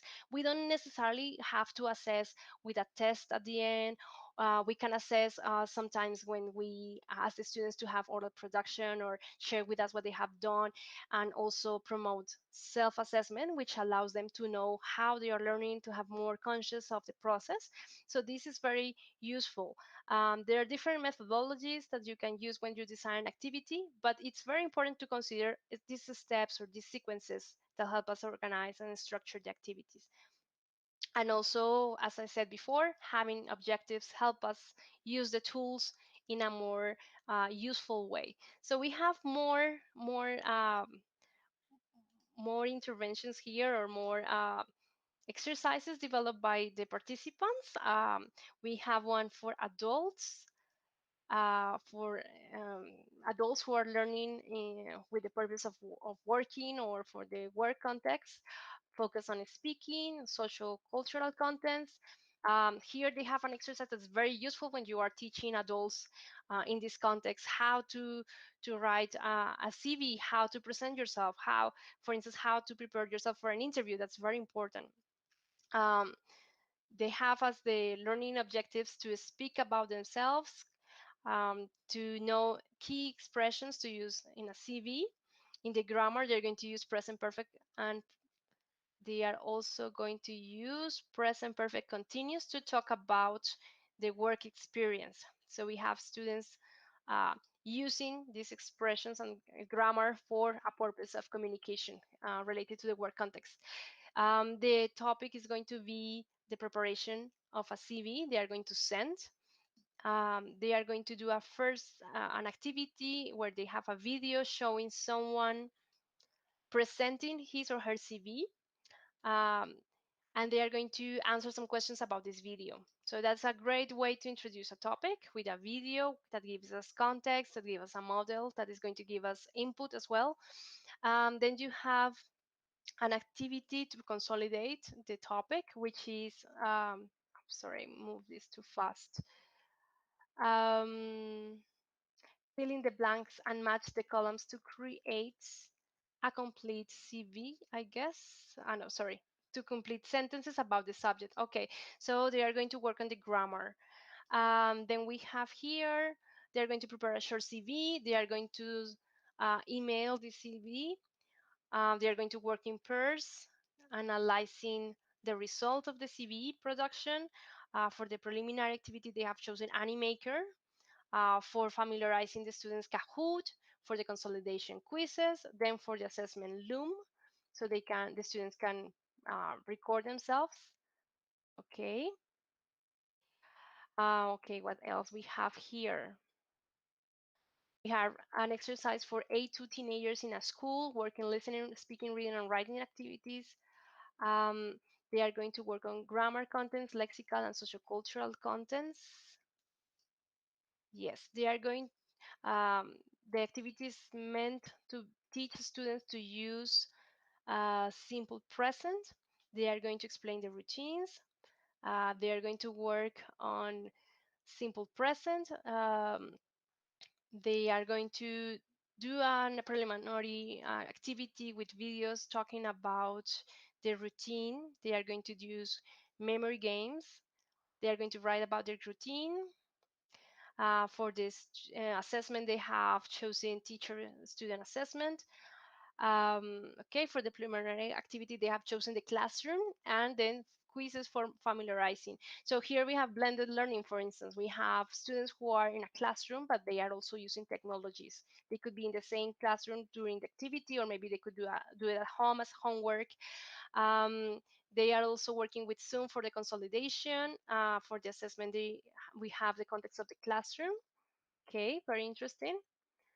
What else? We have B1 teenagers in a school working on the speaking skills, developing grammar contents. They are going to work on reported speech. They are going to use it in a dialogue. They're going to tell a partner about what people said in the police station. So they are going to report that. They are going to use the tenses. The activity is a car accident. So they're going to start with a listening activity. Then they're going to study the reported verbs. They're going to make a dialogue. They're going to share what they have learned. For the preliminary activity, they are going to work with the computer. For the familiarizing activity, we have Zoom, the consolidation Zoom. So basically, we have video conferencing tools. Okay, and Schooly for the app for assessment. Okay, then we have adults working on social interaction, working in listening and speaking skills, working on grammatical, lexical contents, as well as other contexts from other areas. They are going to explain to the teachers, sorry, so to the students how to express wishes. They are going to express wishes in present time. Okay. The topic is dreams. They are going to start with a poem. They are going to do pre-reading activities. They are going to create a poem. They are going to work with self-assessment. They are going to use Vimeo, Prezi, Kahoot, quizzes. Okay. Okay, we have also here adults at work working on listening and speaking skills. They have an A2 level. Okay, what else we have here? Children. Okay, so finally we have children at school working on speaking skills, developing lexical contents. They're going to explain who the members of the family are. They are going to identify the family members. They're going to speak about them. They are going to work on appreciating their families. Okay, that's a very nice topic. So the topic of the activity is family. They are going to use songs from YouTube about family members. They are going to use Genially as the same application we use for this presentation in this webinar, and it's a very useful tool for presenting, in this case, the topic of the family. They're going to use quizzes and Kahoot to evaluate. They are going to draw pictures of their families. Okay, they can use Genially in WhatsApp, Kahoot, and Zoom. Great. So we have here interesting exercises. Another one on teenagers. For teenagers, A2 level, working on the topic of travel, speaking. They're going to work with lexical and grammatical contents. The use of phrases to apply in a trip, vocabulary related to the trip, travel around the world. They're going to use flashcards. They're going to see a video on trips. They're going to do role plays, group assessment. They're going to use Genially whiteboard videos, listen and write, so they can do exercises on this bank that we have on listen and write. That's great. They're going to use social networks. Okay. Then we have B1 adults working on social interaction, working on speaking, developing social cultural contents and other contents on different areas. They are going to work on creationism, evolution, and they are going to develop skills on debating. That's very interesting. Compare evolution and creationism. Okay, so this is a very interesting topic. Here we have a question for the preliminary activity. Was man created on day 6 or did humans evolve? Okay, they have a reading exercise. They are going to promote debate among the students for the consolidation activity. They are going to have direct feedback from the teacher. They are going to use video conferencing, sharing documents. They are going to use Zoom for the consolidation, quizzes for the assessment. Okay. So good. We have very interesting exercises here, as we can see. We have, for instance, this one on different cultures. Open the mind to search and to be curious about other cultures. So the emphasis on the social cultural topics, working on autonomy. We have activities on the worldwide culture. They're going to use videos, teach about respect worldwide, use videos from Netflix, which is another interesting tool we can use, very popular among students nowadays. They're going to do group discussions, work on presentations to consolidate. So the students are going to present. We have also here that the students are going to be assessed with leadership, and they are going to use different tools for the activities. Prezi, Internet Archive, excellent. Prezi, YouTube, okay. And we have someone using Anchor and Second Life here. That's very interesting. So B1 adults, they're going to talk about travel, they're going to talk about experiences, and they're going to use Second Life, the activities about going to Paris, which is very interesting because actually in Second Life you have places imitating the real world, like Paris, or you have cities in Germany or the United States. You have deserts, you have museums. So it's very interesting that you're using that tool. You're also going to use Anchor to create a podcast for the preliminary activity. That's very interesting. Okay. We have someone also using Google Classroom here. with teenagers working on speaking skills. They are going to use, they are going to work on colloquial expressions and work on their speaking skills. We talk about the STEAM-based curriculum. They're going to work on how to review a story, write a story. They're going to use Kahoot and flashcards. And they have here Google Classroom, which is a very great tool to integrate different the different tools that Google offers us. So thank you very much. We have very interesting exercises here presented for different kind of students on different topics. And what we are going to do now is that Veronica is going to tell me about 2 people or 3 people who want to share with us about this exercise, so we can hear you about the experience that you had here with this exercise. I'm going to see here if you submitted any pictures. Yeah, we have, for instance, here already an activity. So I'm going to show you the activity we have here on deforestation by Franklin Torres. So Franklin, if you want to tell us a little bit about this, it would be very interesting. It's in Spanish, but okay, we can see that you could talk about this topic, of course, in the English classroom as well. So that's very interesting. Okay.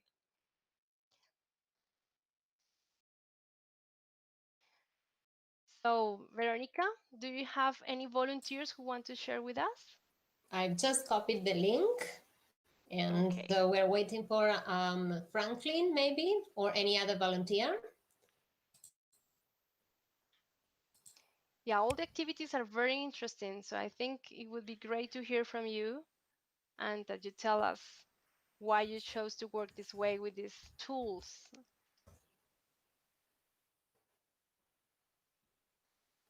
I'm waiting for volunteers.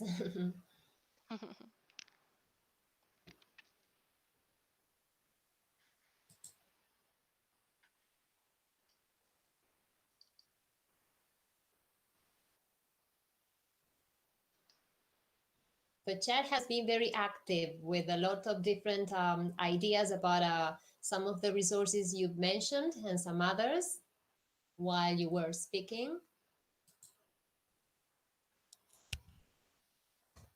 Let's see if somebody volunteers to share a little bit. Yeah, you can share with us. You can be on video or you can be only on mic if you want to. There's no problem about it.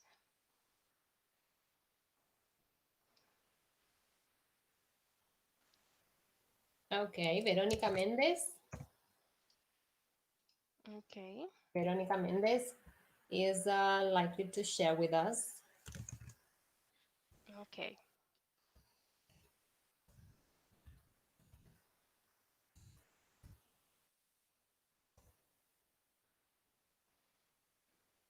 Hi, Veronica, can you hear me? Oh, it says that the computer hasn't got any camera or mic. Ah, okay. Okay. Well, she could write Thank you anyway. Yeah, she could write to us and you can later tell me what she says on the YouTube chat. But we would like to hear someone who wants to share with us about this exercise or their experience already developing and designing activities.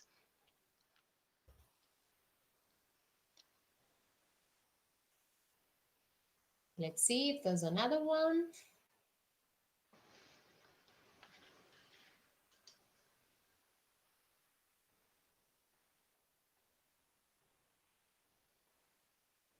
Don't worry, Veronica Mendez, don't worry. She can share with us through the chat.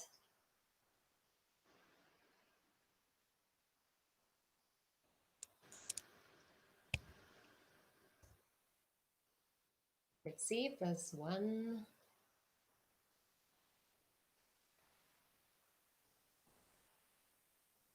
Veronica Mendez is telling us a little bit an activity in storyboard.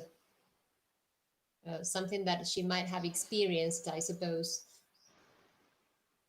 If you have your phone with you, Veronica, you can also access this whereby chat with your phone. So that would be an option as well. If you want to download the application, it's whereby, And then with the same link, which is basically my name, you can get inside the room and talk with us. So it doesn't have to be only on the computer.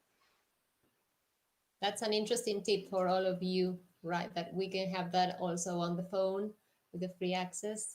Well, Veronica Mendez says thank you.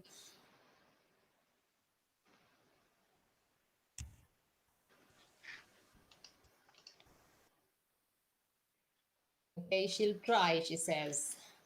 Okay.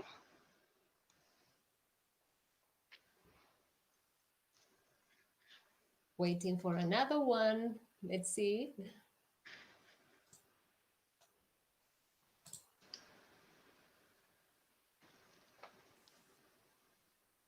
Okay, Natividad. I copy the link for you. Natividad Mendez.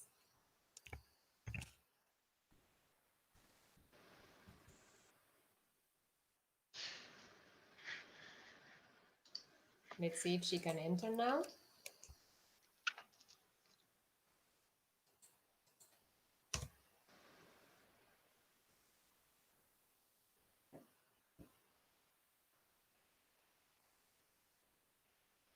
Natividad has been invited, so she's coming in a minute. Okay. Well, I want to say first that I really like the activities that you proposed. I also am glad that you have already had the chance to use the different tools that are available. Maybe you're learning about new ones. The idea is that we can share as teachers. We are always learning. It's an endless process, and it's also very exciting because we can always integrate new things into our teaching, into our activities. The world keeps moving around, and technology keeps challenging us and teaching us. So that's great.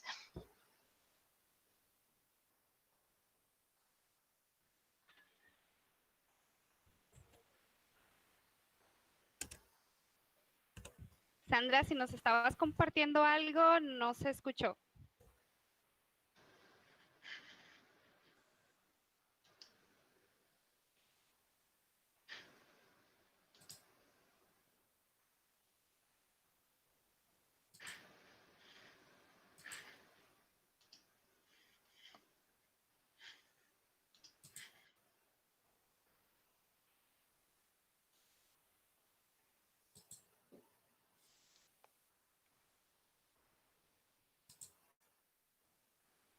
Okay, so we will wait for her to access the room.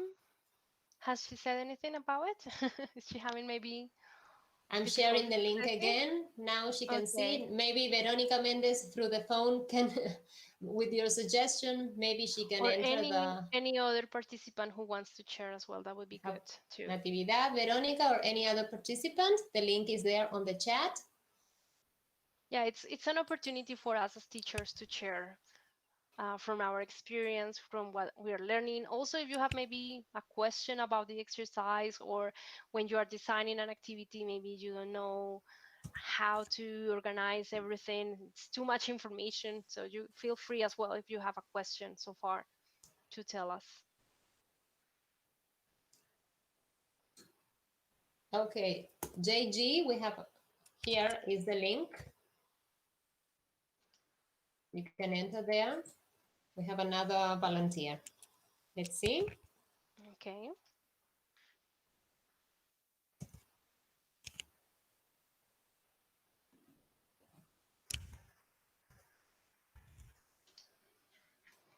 Joanna, can you hear me?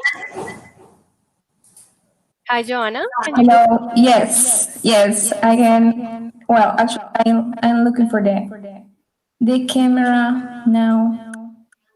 Yes. Can you please make sure that your YouTube video is muted? Yes. Now I turn it off. I don't know if everything okay right now. Can you? Okay. Yeah, I can hear you. So what was your experience with the exercise? What would you like to share with us? Yes, it was amazing because I noticed that there are some like steps to follow, and some black space that you can fill it out, and it is easy for the students. Imagine if you are like during the class using a video conference. So you can play something like that with your students, and they can have like around the time that we have 5-10 minutes, and the students are going to be able to share with you like what they think about a specific topic. Well, I'm from El Salvador. I work from Universidad and now, well, with the pandemic, so we changed everything related to education. And so we have a weekly conference, and usually we use, for example, Microsoft Teams, WebEx, and those tools help us to get in contact with the students. We place all the information of the classes, the content in Canvas, and they usually be like using communication forum also that helps us a lot to get in touch with the students. And I love this exercise because, believe me, I'm going to put in practice. I usually use Mentimeter with some questions. For example, you can present the contents and then you have time to ask your students. And I love because it is something that you don't have to wait too much time to know what they really understand about the topic. So that is something that I love, and that's like the good opportunity that we can place this kind of exercise in every environment, and also it could be like with children, young girls, or even adults. So it's amazing. Okay, I'm very glad that you like the exercise and that you also see how useful this can be for you. That's the idea. Basically, we want to show you the tools, but also to have the experience of using it so you get more ideas. So thank you very much, Joanna. Do you have anything Okay. else you would like to tell us or add? It's okay. So I really love this presentation, as I explained to you some minutes ago, because it helps us to visualize different tools that we can apply in our classes. And basically, now that we are like taking advantage of the virtuality that we have, and believe me, those tools allow us to do a lot of things. So just that, and nice to meet you. Okay, nice to meet you too. Thank you very much for participating. Okay. Okay, bye. Do we have someone else, Veronica? Not yet. They're continuing. I mean, like giving ideas through the chat. Okay, so and the several questions I leave for the end. okay, perfect. So we are going to continue now with another exercise we are going to do, but this time we are going to use a different tool. So we have already used Google Forms, but we can also use forums. Forums are very useful when you want to work in groups or create debates and help students collaborate. So you are going to visit the forum that you're going to see here in this presentation, and also Veronica is sharing with you the link. What we have in that forum, as I'm going to show you, is a series of topics that I have chosen that I think we can consider. Basically, you are going to think about the kind of online materials you could use to develop different skills. So we have listening skills, speaking skills, writing skills, reading skills. We also have sociocultural contents. We have lexical contents. We have grammatical contents. We can also consider developing more contents. This means integrating grammatical, lexical, sociocultural contents. We also can think about integrating the various skills. We could also consider using this methodology called Content, Language, and Integrated Learning, or CLIL, which is used, for instance, when we want to teach some topics on arts, humanities, social studies with our English classes. And also we have the topic of assessment. So what you are going to do is that basically you are going to get inside one of the topics that you are interested in. For instance, let's say I want to talk about listening skills. So I click there on the image or on the word, and then you are going to see that you have different groups created. So I prepare beforehand these groups. You have group 1, 2, 3. Basically, what you're going to do is that you are going to get in the first group that is available. You have here the presentation of the question, which is what kind of materials would you design or could you design to develop listening skills using the tools presented in the webinar? Sandra, What you're going to sorry, we didn't listen to you. Okay. Okay, can you hear me now? I think now it's Yes. working, the sound. Okay, Yes, perfect. now it. Thank Okay, you. so I was showing you the forum. This forum has different topics, and you can choose any of the topics that you're interested in. So here, when you click, you can see the first topic, which is listening skills. Also, you can see here, if you scroll down the other topics, we have listening skills, speaking skills, writing skills. When you click on one of the topics, you are going to find different groups, right? I have created beforehand different groups. The idea is that you're going to work in groups of 3 or 5 in these groups. So what you do is that you click on the topic that you like, for instance, listening skills. Then you click on the first group. And what you're going to do is that you are going to leave a comment here down. You have the space to write your comment. The first comment you're going to write is basically your presentation. You're going to say, hi, my name is Sandra, for instance, and I'm talking from Colombia. And then other 3 people are going to introduce themselves, and then we have a group. So if you get inside a group and you see that there are more than 5 people, I mean, the group should be 3 to 5. So if you see more than 5 people already talking, I invite you to go to another group. So you can go again to listening skills if that's the topic you want to talk about. And instead of going to group number 1, you are going to go to group number 2 or group number 3, depending. Okay. So what's the idea? Basically, you are going to think about what kind of materials you would design for developing a specific skill or a specific content. And you are going to discuss about this topic, choosing first the audience. So it's very important, as we said before in the previous exercise, to know who we're teaching to, because depending on that, we're going to design an activity, and we also will see which tools we can use.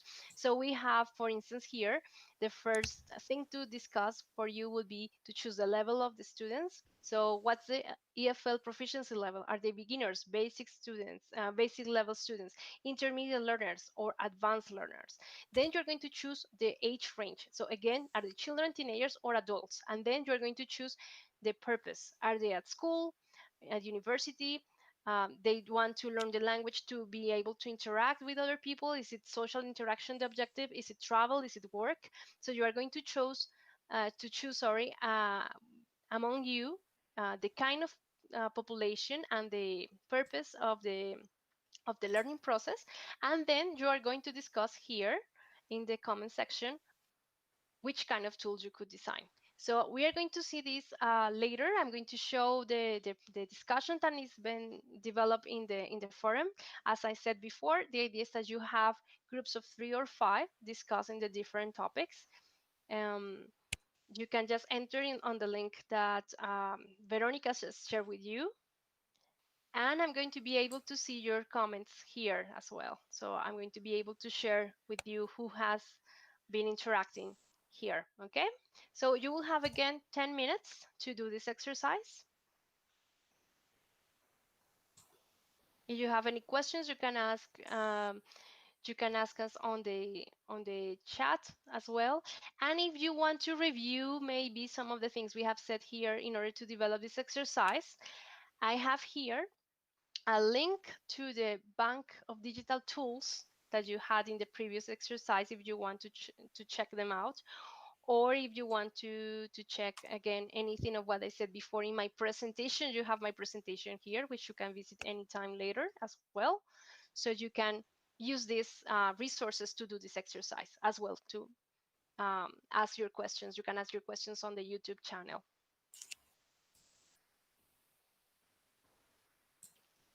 Okay.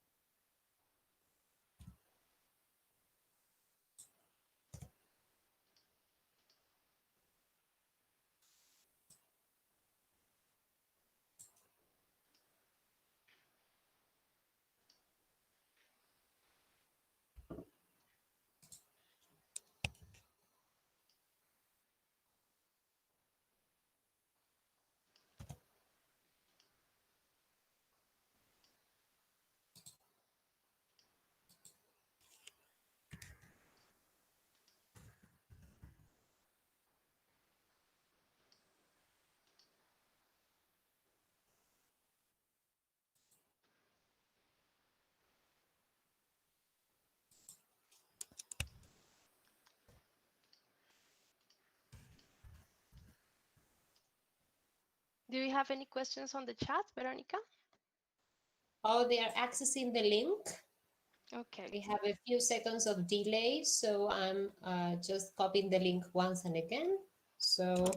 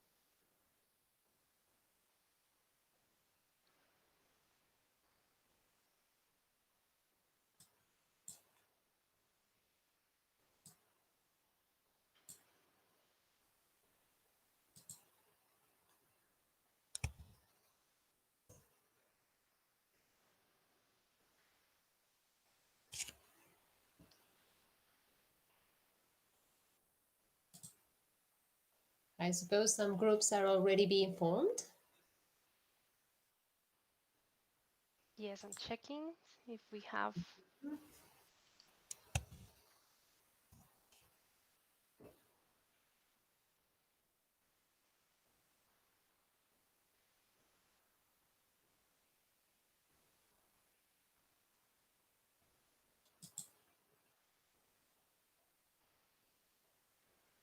So while we do this exercise, I want to say that forums are great tools that we can use, and it's not that difficult to create our own forums. We can use, for instance, this website that I'm sharing with you, which is Wix. It's for free. You can share content there. It's very visually entertaining. It can be very good for you to incorporate different materials. You can insert videos from YouTube. You can insert presentations as the one I have here, and you can develop activities in forums. As you can see, you can also create blogs, which are great tools for us to use as teachers.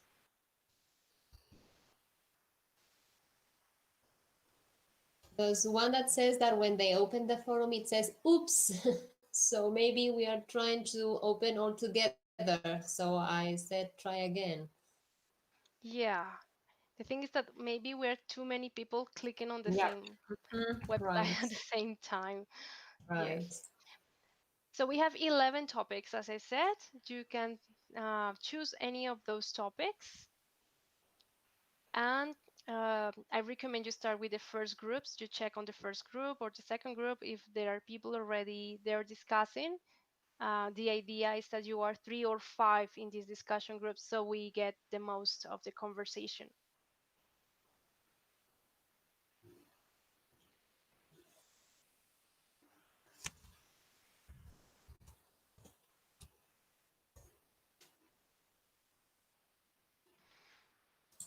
Alternatively, what I think is that we can share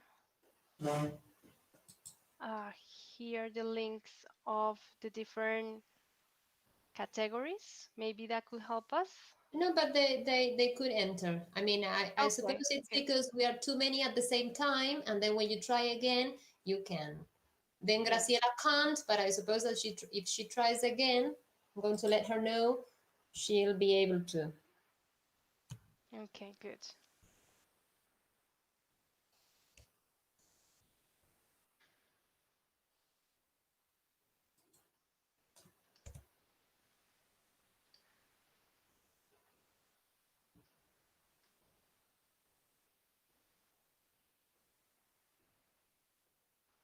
It usually happens with any app. When you try to enter and we are more than 3 or 4 at the same time, then there's a problem to enter. But if you try again, then it's okay.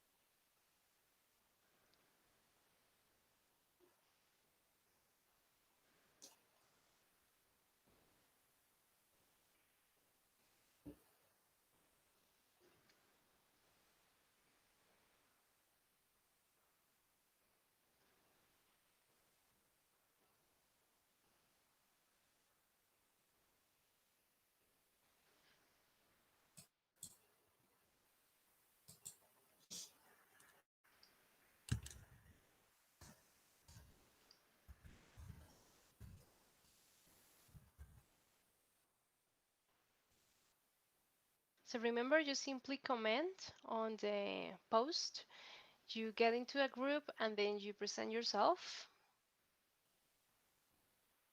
I recommend we try the first group first.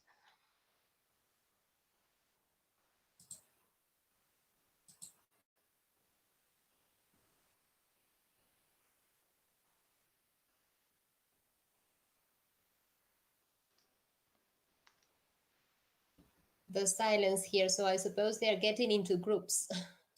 Yeah, I guess so.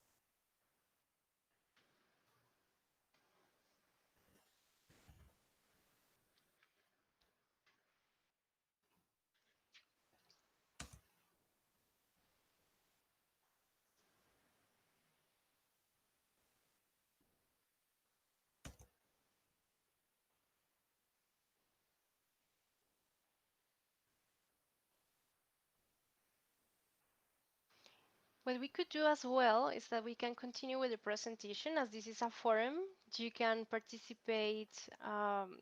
You don't have, it's not like a chat in which you have to respond immediately. So we could continue with the presentation and then go back to the forum to see what you have, some of you have said in the forum. Great. Okay, so we are going to continue with the presentation.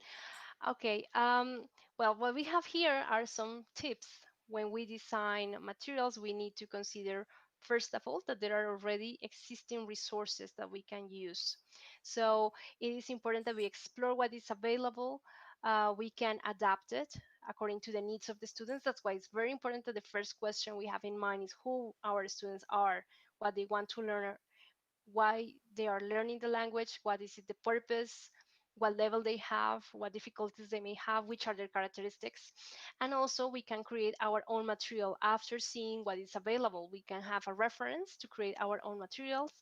And we need to evaluate as well if they are going to be useful or not, depending on the context. So it's important that we do all this exercise of reflecting before we try out the materials. We can also consider that we need to follow some steps. So the first step, of course, is to prepare. We need to prepare in the case, for instance, if we are going to do a video conference, where we are going to do it, what we need, what's the best time, what resources we need at hand. If we are going to develop a website as well, we need to also consider the structure, what elements we need to have.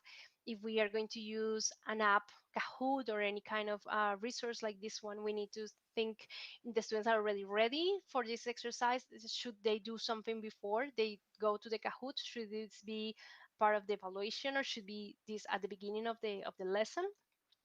We also need to plan and design. It's important to have a structure. This structure is driven by the objectives that we have, and that is going to organize the units and activities that we are going to develop. Then it's important also to test the design. So we should test it before the students use it. Yes, we really need to be able to try it out and maybe see if someone else can do it first. Maybe a friend of us can check it out and see if it's actually working. So it is important that we would design these kind of materials.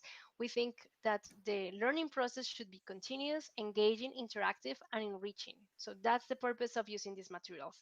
We also need to consider certain aspects, such as the size fonts, the extension, the formatting. We need to think about the devices the students are using, if they have access to a computer, or they are all working on the mobile, or if they have very good internet connections, or maybe not so much, it's slower. So we need to adapt to these circumstances. We also need to have contingency plans, because not everything works as we want. It could happen that maybe that website is not working well today, so we need to find another way to access the same content, or maybe we need to have certain things that we can access later in a Google Drive or in a forum that we can leave for later if it doesn't work at the same time. We can also think about creating different communication channels. For instance, something that happens very frequently is that we have students asking exactly the same question, and we could be answering the same question 50 times by email, for instance. But if we create a forum, we can actually answer to the group, and we can get the feedback also from the students, and the students can help each other out. So it's very useful to create forums, create questions and answers forums, for instance, frequent questions forums as well. It's also important to create spaces for the students to communicate with you directly, for instance, by email, that they know they can access you directly. But also it's important to create spaces for them to communicate among themselves. So it could be a forum, or it could be a blog where they can share. It's important to create these spaces. Also, it's important to give public messages to the whole group as a class, so they can have like clear instructions, they can have a clear direction. But it's also important to give them individual feedback. So we need to consider these aspects when we design materials. There are many resources available, as you can imagine. Besides all these websites that we have visited and these different tools, we have research that we can explore. There is a lot of research on the topic of teaching languages, on foreign languages, using innovative technologies, as you can see here. We have research on specific skills. We also have research focused on developing the digital competence. For instance, as we said, it's very important that we as teachers develop in digital competence, and also the students. It's important that they learn to identify the sources of information, to use the data, that they are able to explore the different websites, knowing if they are safe, or they are going to risk maybe harming their computer or themselves as well. So it's important to develop this digital competence. Also, constructivism is very useful. It's a theory that has been for a long time around, and it teaches us to really create conditions for the students to learn in a social context, interact, and that should be the context of our teaching. We should create tools that actually help the interaction. We have also research on specific methodologies, such as CALL, as I said, computer-assisted language learning, and MOL, mobile assisted language learning, which has been very much explored by researchers and teachers around the world. And we also have tutorials we can use, for instance, to learn how to use the different instruments that we have available.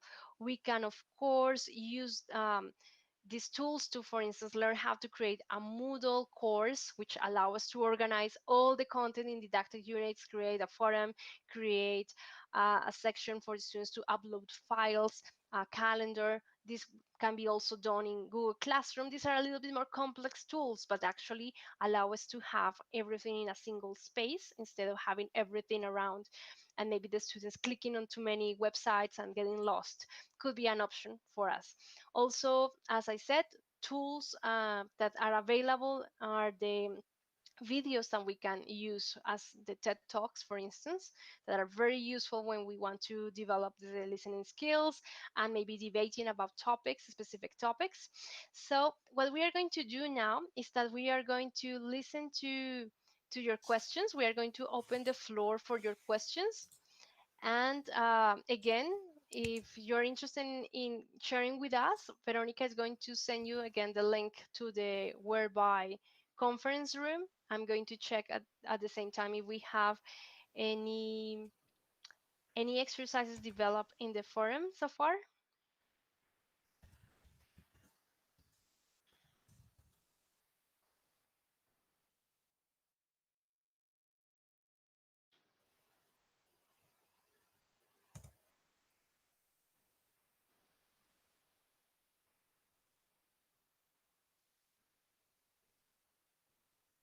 So if you have any question, feel free to use this space to share with us about your questions or your comments or anything that you have in mind about this topic. I've shared the link, but I already have some questions on the chat. Okay, so you can present the questions. All right. There were a couple of questions connected to the size of the classroom. I mean, teachers really worried about the number of students and how to, how to be able to work with these interesting digital tools with so many students. Yes. Yes, that's very important. We always have to consider the context in which we are. So if we have too many students, what we can do is, for instance, organize them in groups. And a way of doing that is, for instance, creating groups for the forum discussion as I propose in this exercise. It was very possible in this case of this webinar that we had a large group. Usually when we are teaching, we have 40 students in a school, or if we are in an institute, we could have 5 students, 10 students in the same class.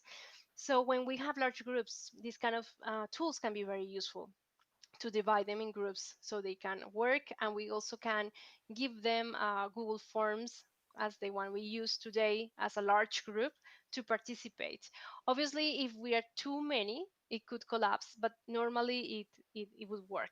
It is important, as I said, to have always a plan B and also have different tools that we can try out.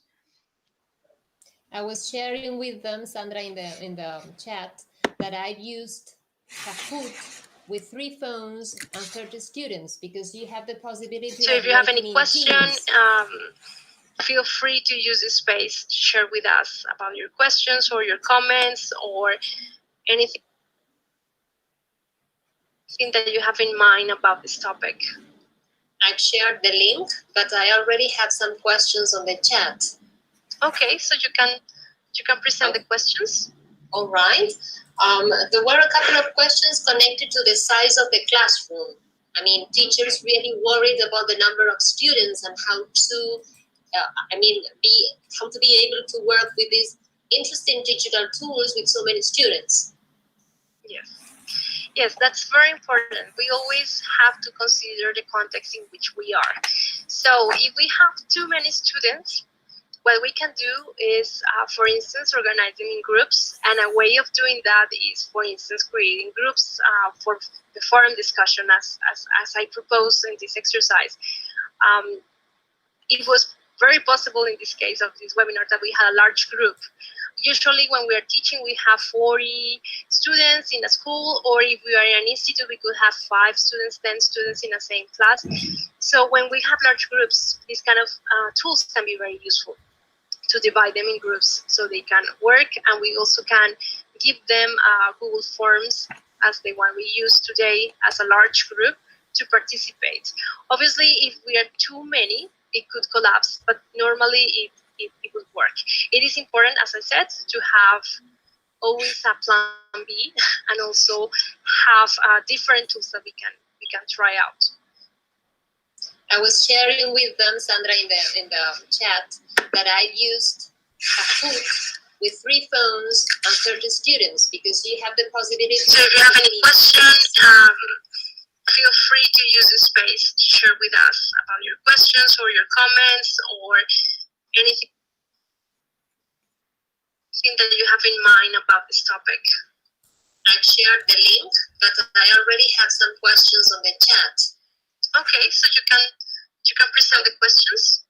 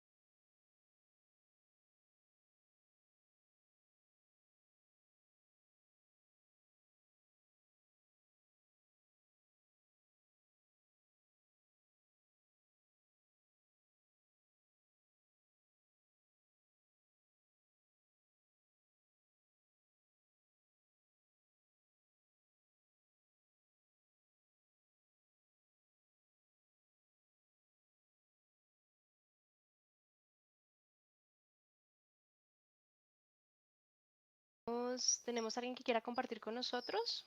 ¿Alguna pregunta en esta? Me parece que tenemos un feedback acá. Ok. A ver. Let's see.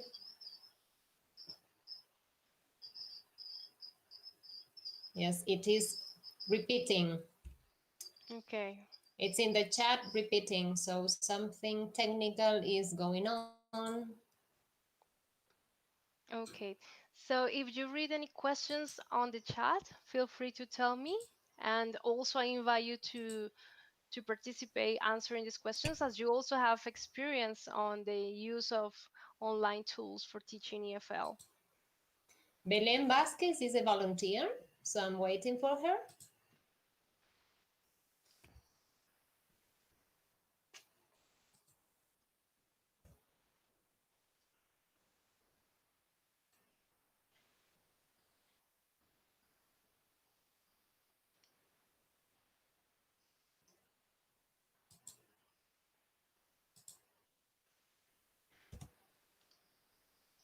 Let's see, Belén Vázquez is ready.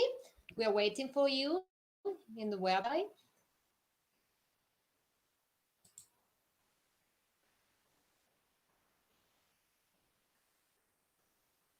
Okay. Thank you. I was kind of lost because No it was worries. repeating. Sorry. Nice to meet you. Nice to meet you too, Pleasure Maria. for me to chat with you. In this case, I am teaching in a state school. It's higher level, and I have students from all levels. There was a poll that we did 2 or 3 years ago, and this poll took as a result that they are A2 or B1 less. And there are some exceptions that have B2 or C1, but most of my students don't have a certificate. So talking about the examples that we practice here, that there need to be a... ¿Oh?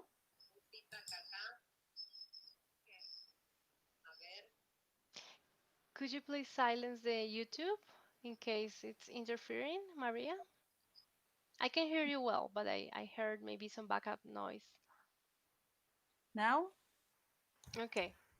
Uh-huh. So you're telling me that you have students with different levels in the same class? Yes. Okay. And I don't know really which is the real level, because there is a range between A2, B1, and there are some exceptions maybe for B2, but none of my students or most of my students are certificate. Most of them are not. So how can I define the profile of my group if I don't know their level?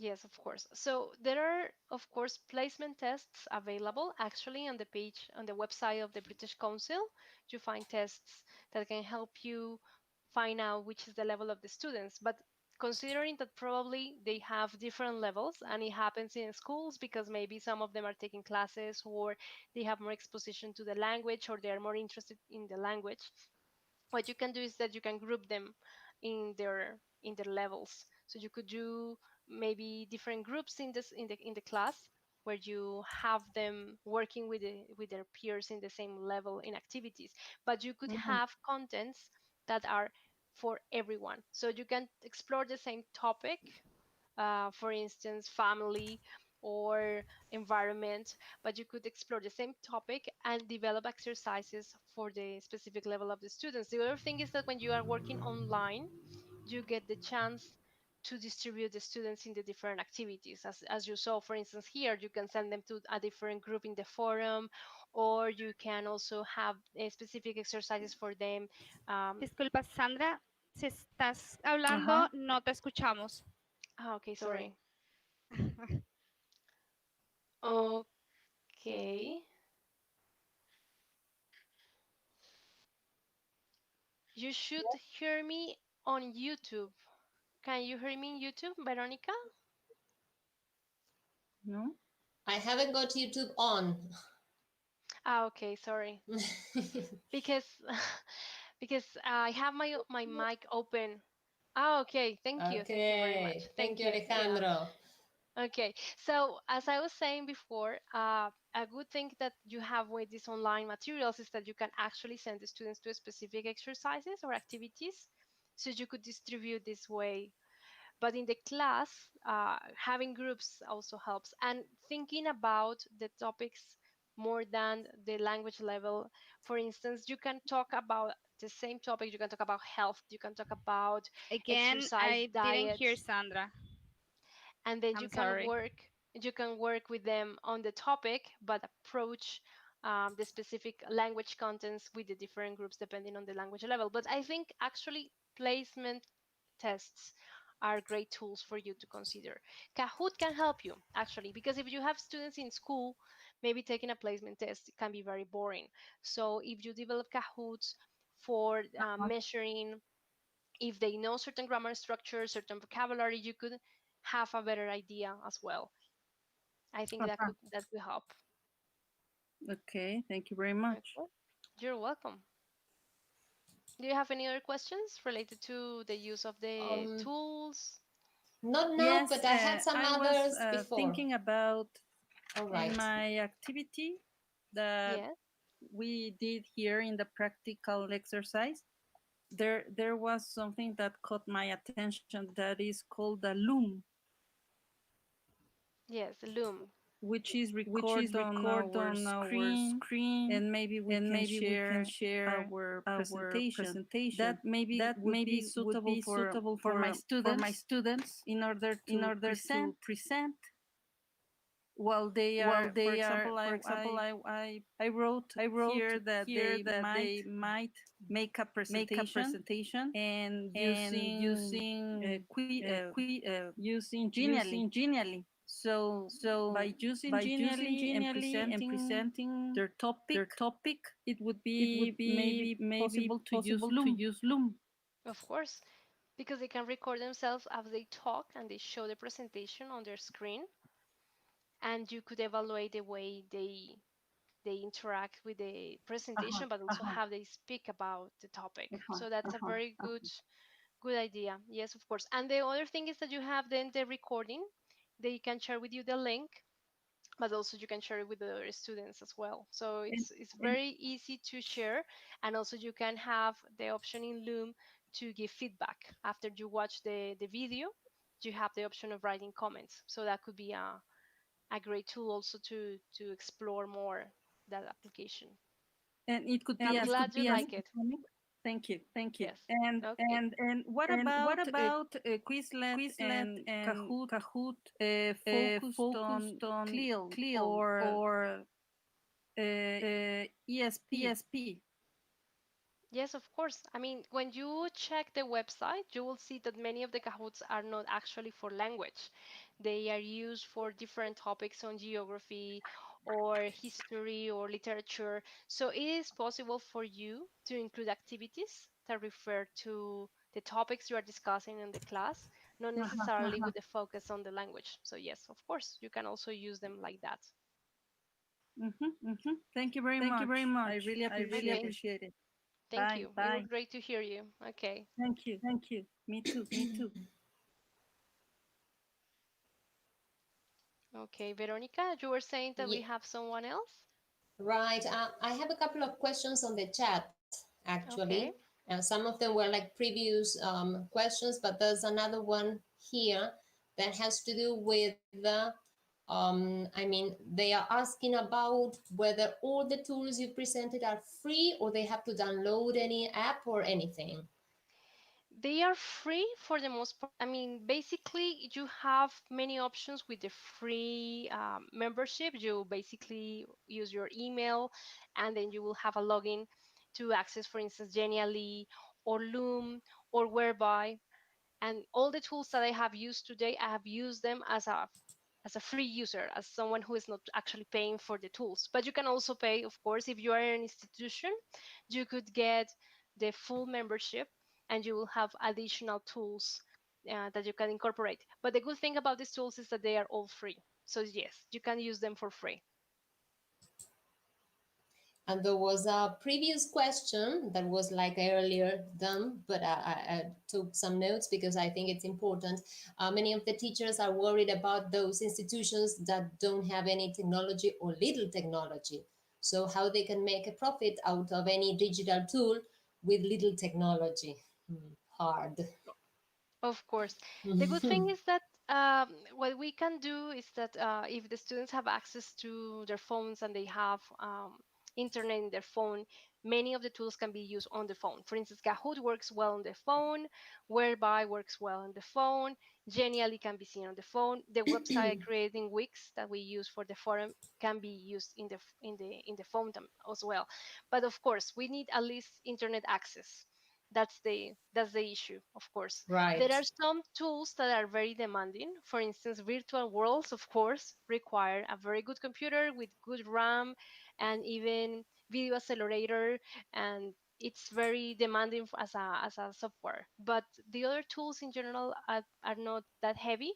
The other thing is that many teachers are using now WhatsApp, because in many countries WhatsApp doesn't demand much internet access. If you just get WhatsApp access, you could share some snapshots, but it's not exactly the same. That's the thing. So I think what can help students access things very easily is if you create maybe your website as Wix, as you saw it, or in Google Sites, or a blog where you can put everything together so they can check that on their phone without having to visit too many websites. So that could be a possibility. Right, that's interesting. I'm one of those that uses WhatsApp with these cases, and you can make groups of 4. I mean, you call in group call, so it's easy, it's cheap, and it's a very free access. There's no problem with that. Mm-hmm. I don't think I have further questions. Okay. No.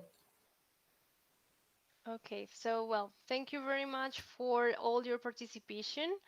I'm sorry that it was not possible for many of you to participate in the forum. However, I would like to show you some comments that we had on the forum. Some people who actually got to participate. You can still participate later on. It's fine. The only thing is that we cannot share it on the screen. But we had Carolina from Mendoza, Argentina, who was in the group of listening skills. And we also had Lucia, who wanted to also work on the listening skills and writing skills activities. So as you see, this is an option for us to create groups, creating forums. It's a website builder that is also for free. You can also have the paid option, but Wix is a good option for creating the forum, or as well in Google Sites you can create a forum, or in Moodle if you get a little bit more experience you can also create forums for working in groups. So as you see, there are many tools available. What it's very important for us is to have a clear objective in mind that could help us integrate the activities and the tools, because otherwise it's going to be difficult for us to give direction. So I hope this presentation was useful for you. I would like to thank you for your participation and staying with us. I also would like to thank Veronica for helping us with the moderation. As I said before, she also has a lot of experience using these didactic tools, and we are happy to help with our experience and share with you a little bit about this topic. Thank you, Sandra. Thank you very much. Thank you all. Okay, thank you. Muchísimas gracias a la doctora Sandra y a Verónica. Gracias por esta excelente conferencia, por este excelente webinar. A los demás, muchísimas gracias por haberse quedado con nosotros hasta ahora. Muchísimas gracias por haber participado y haber estado acompañándonos en estas horas de muchísimo crecimiento. En unos días van a recibir un cuestionario para poder evaluar este webinar y nos encantaría que nos den su opinión para poder hacer nuevos eventos y tomar en cuenta esas opiniones que ustedes nos puedan dar. Les recordamos que si tienen interés en ampliar su formación en el área de formación de profesores, pueden acceder a los enlaces que le estamos colocando aquí. Pueden entrar a la página web de FUNIBER y pueden encontrar ahí los detalles de los programas que tenemos disponibles en el área de formación de profesores. Al igual, vamos a estar solicitando o recibiendo solicitudes de becas. En este mismo enlace pueden encontrar el apartado de las becas de FUNIBER para poder entonces solicitar esa ayuda o ese scholarship que pudieran estar necesitando. Muchísimas gracias y buenas noches.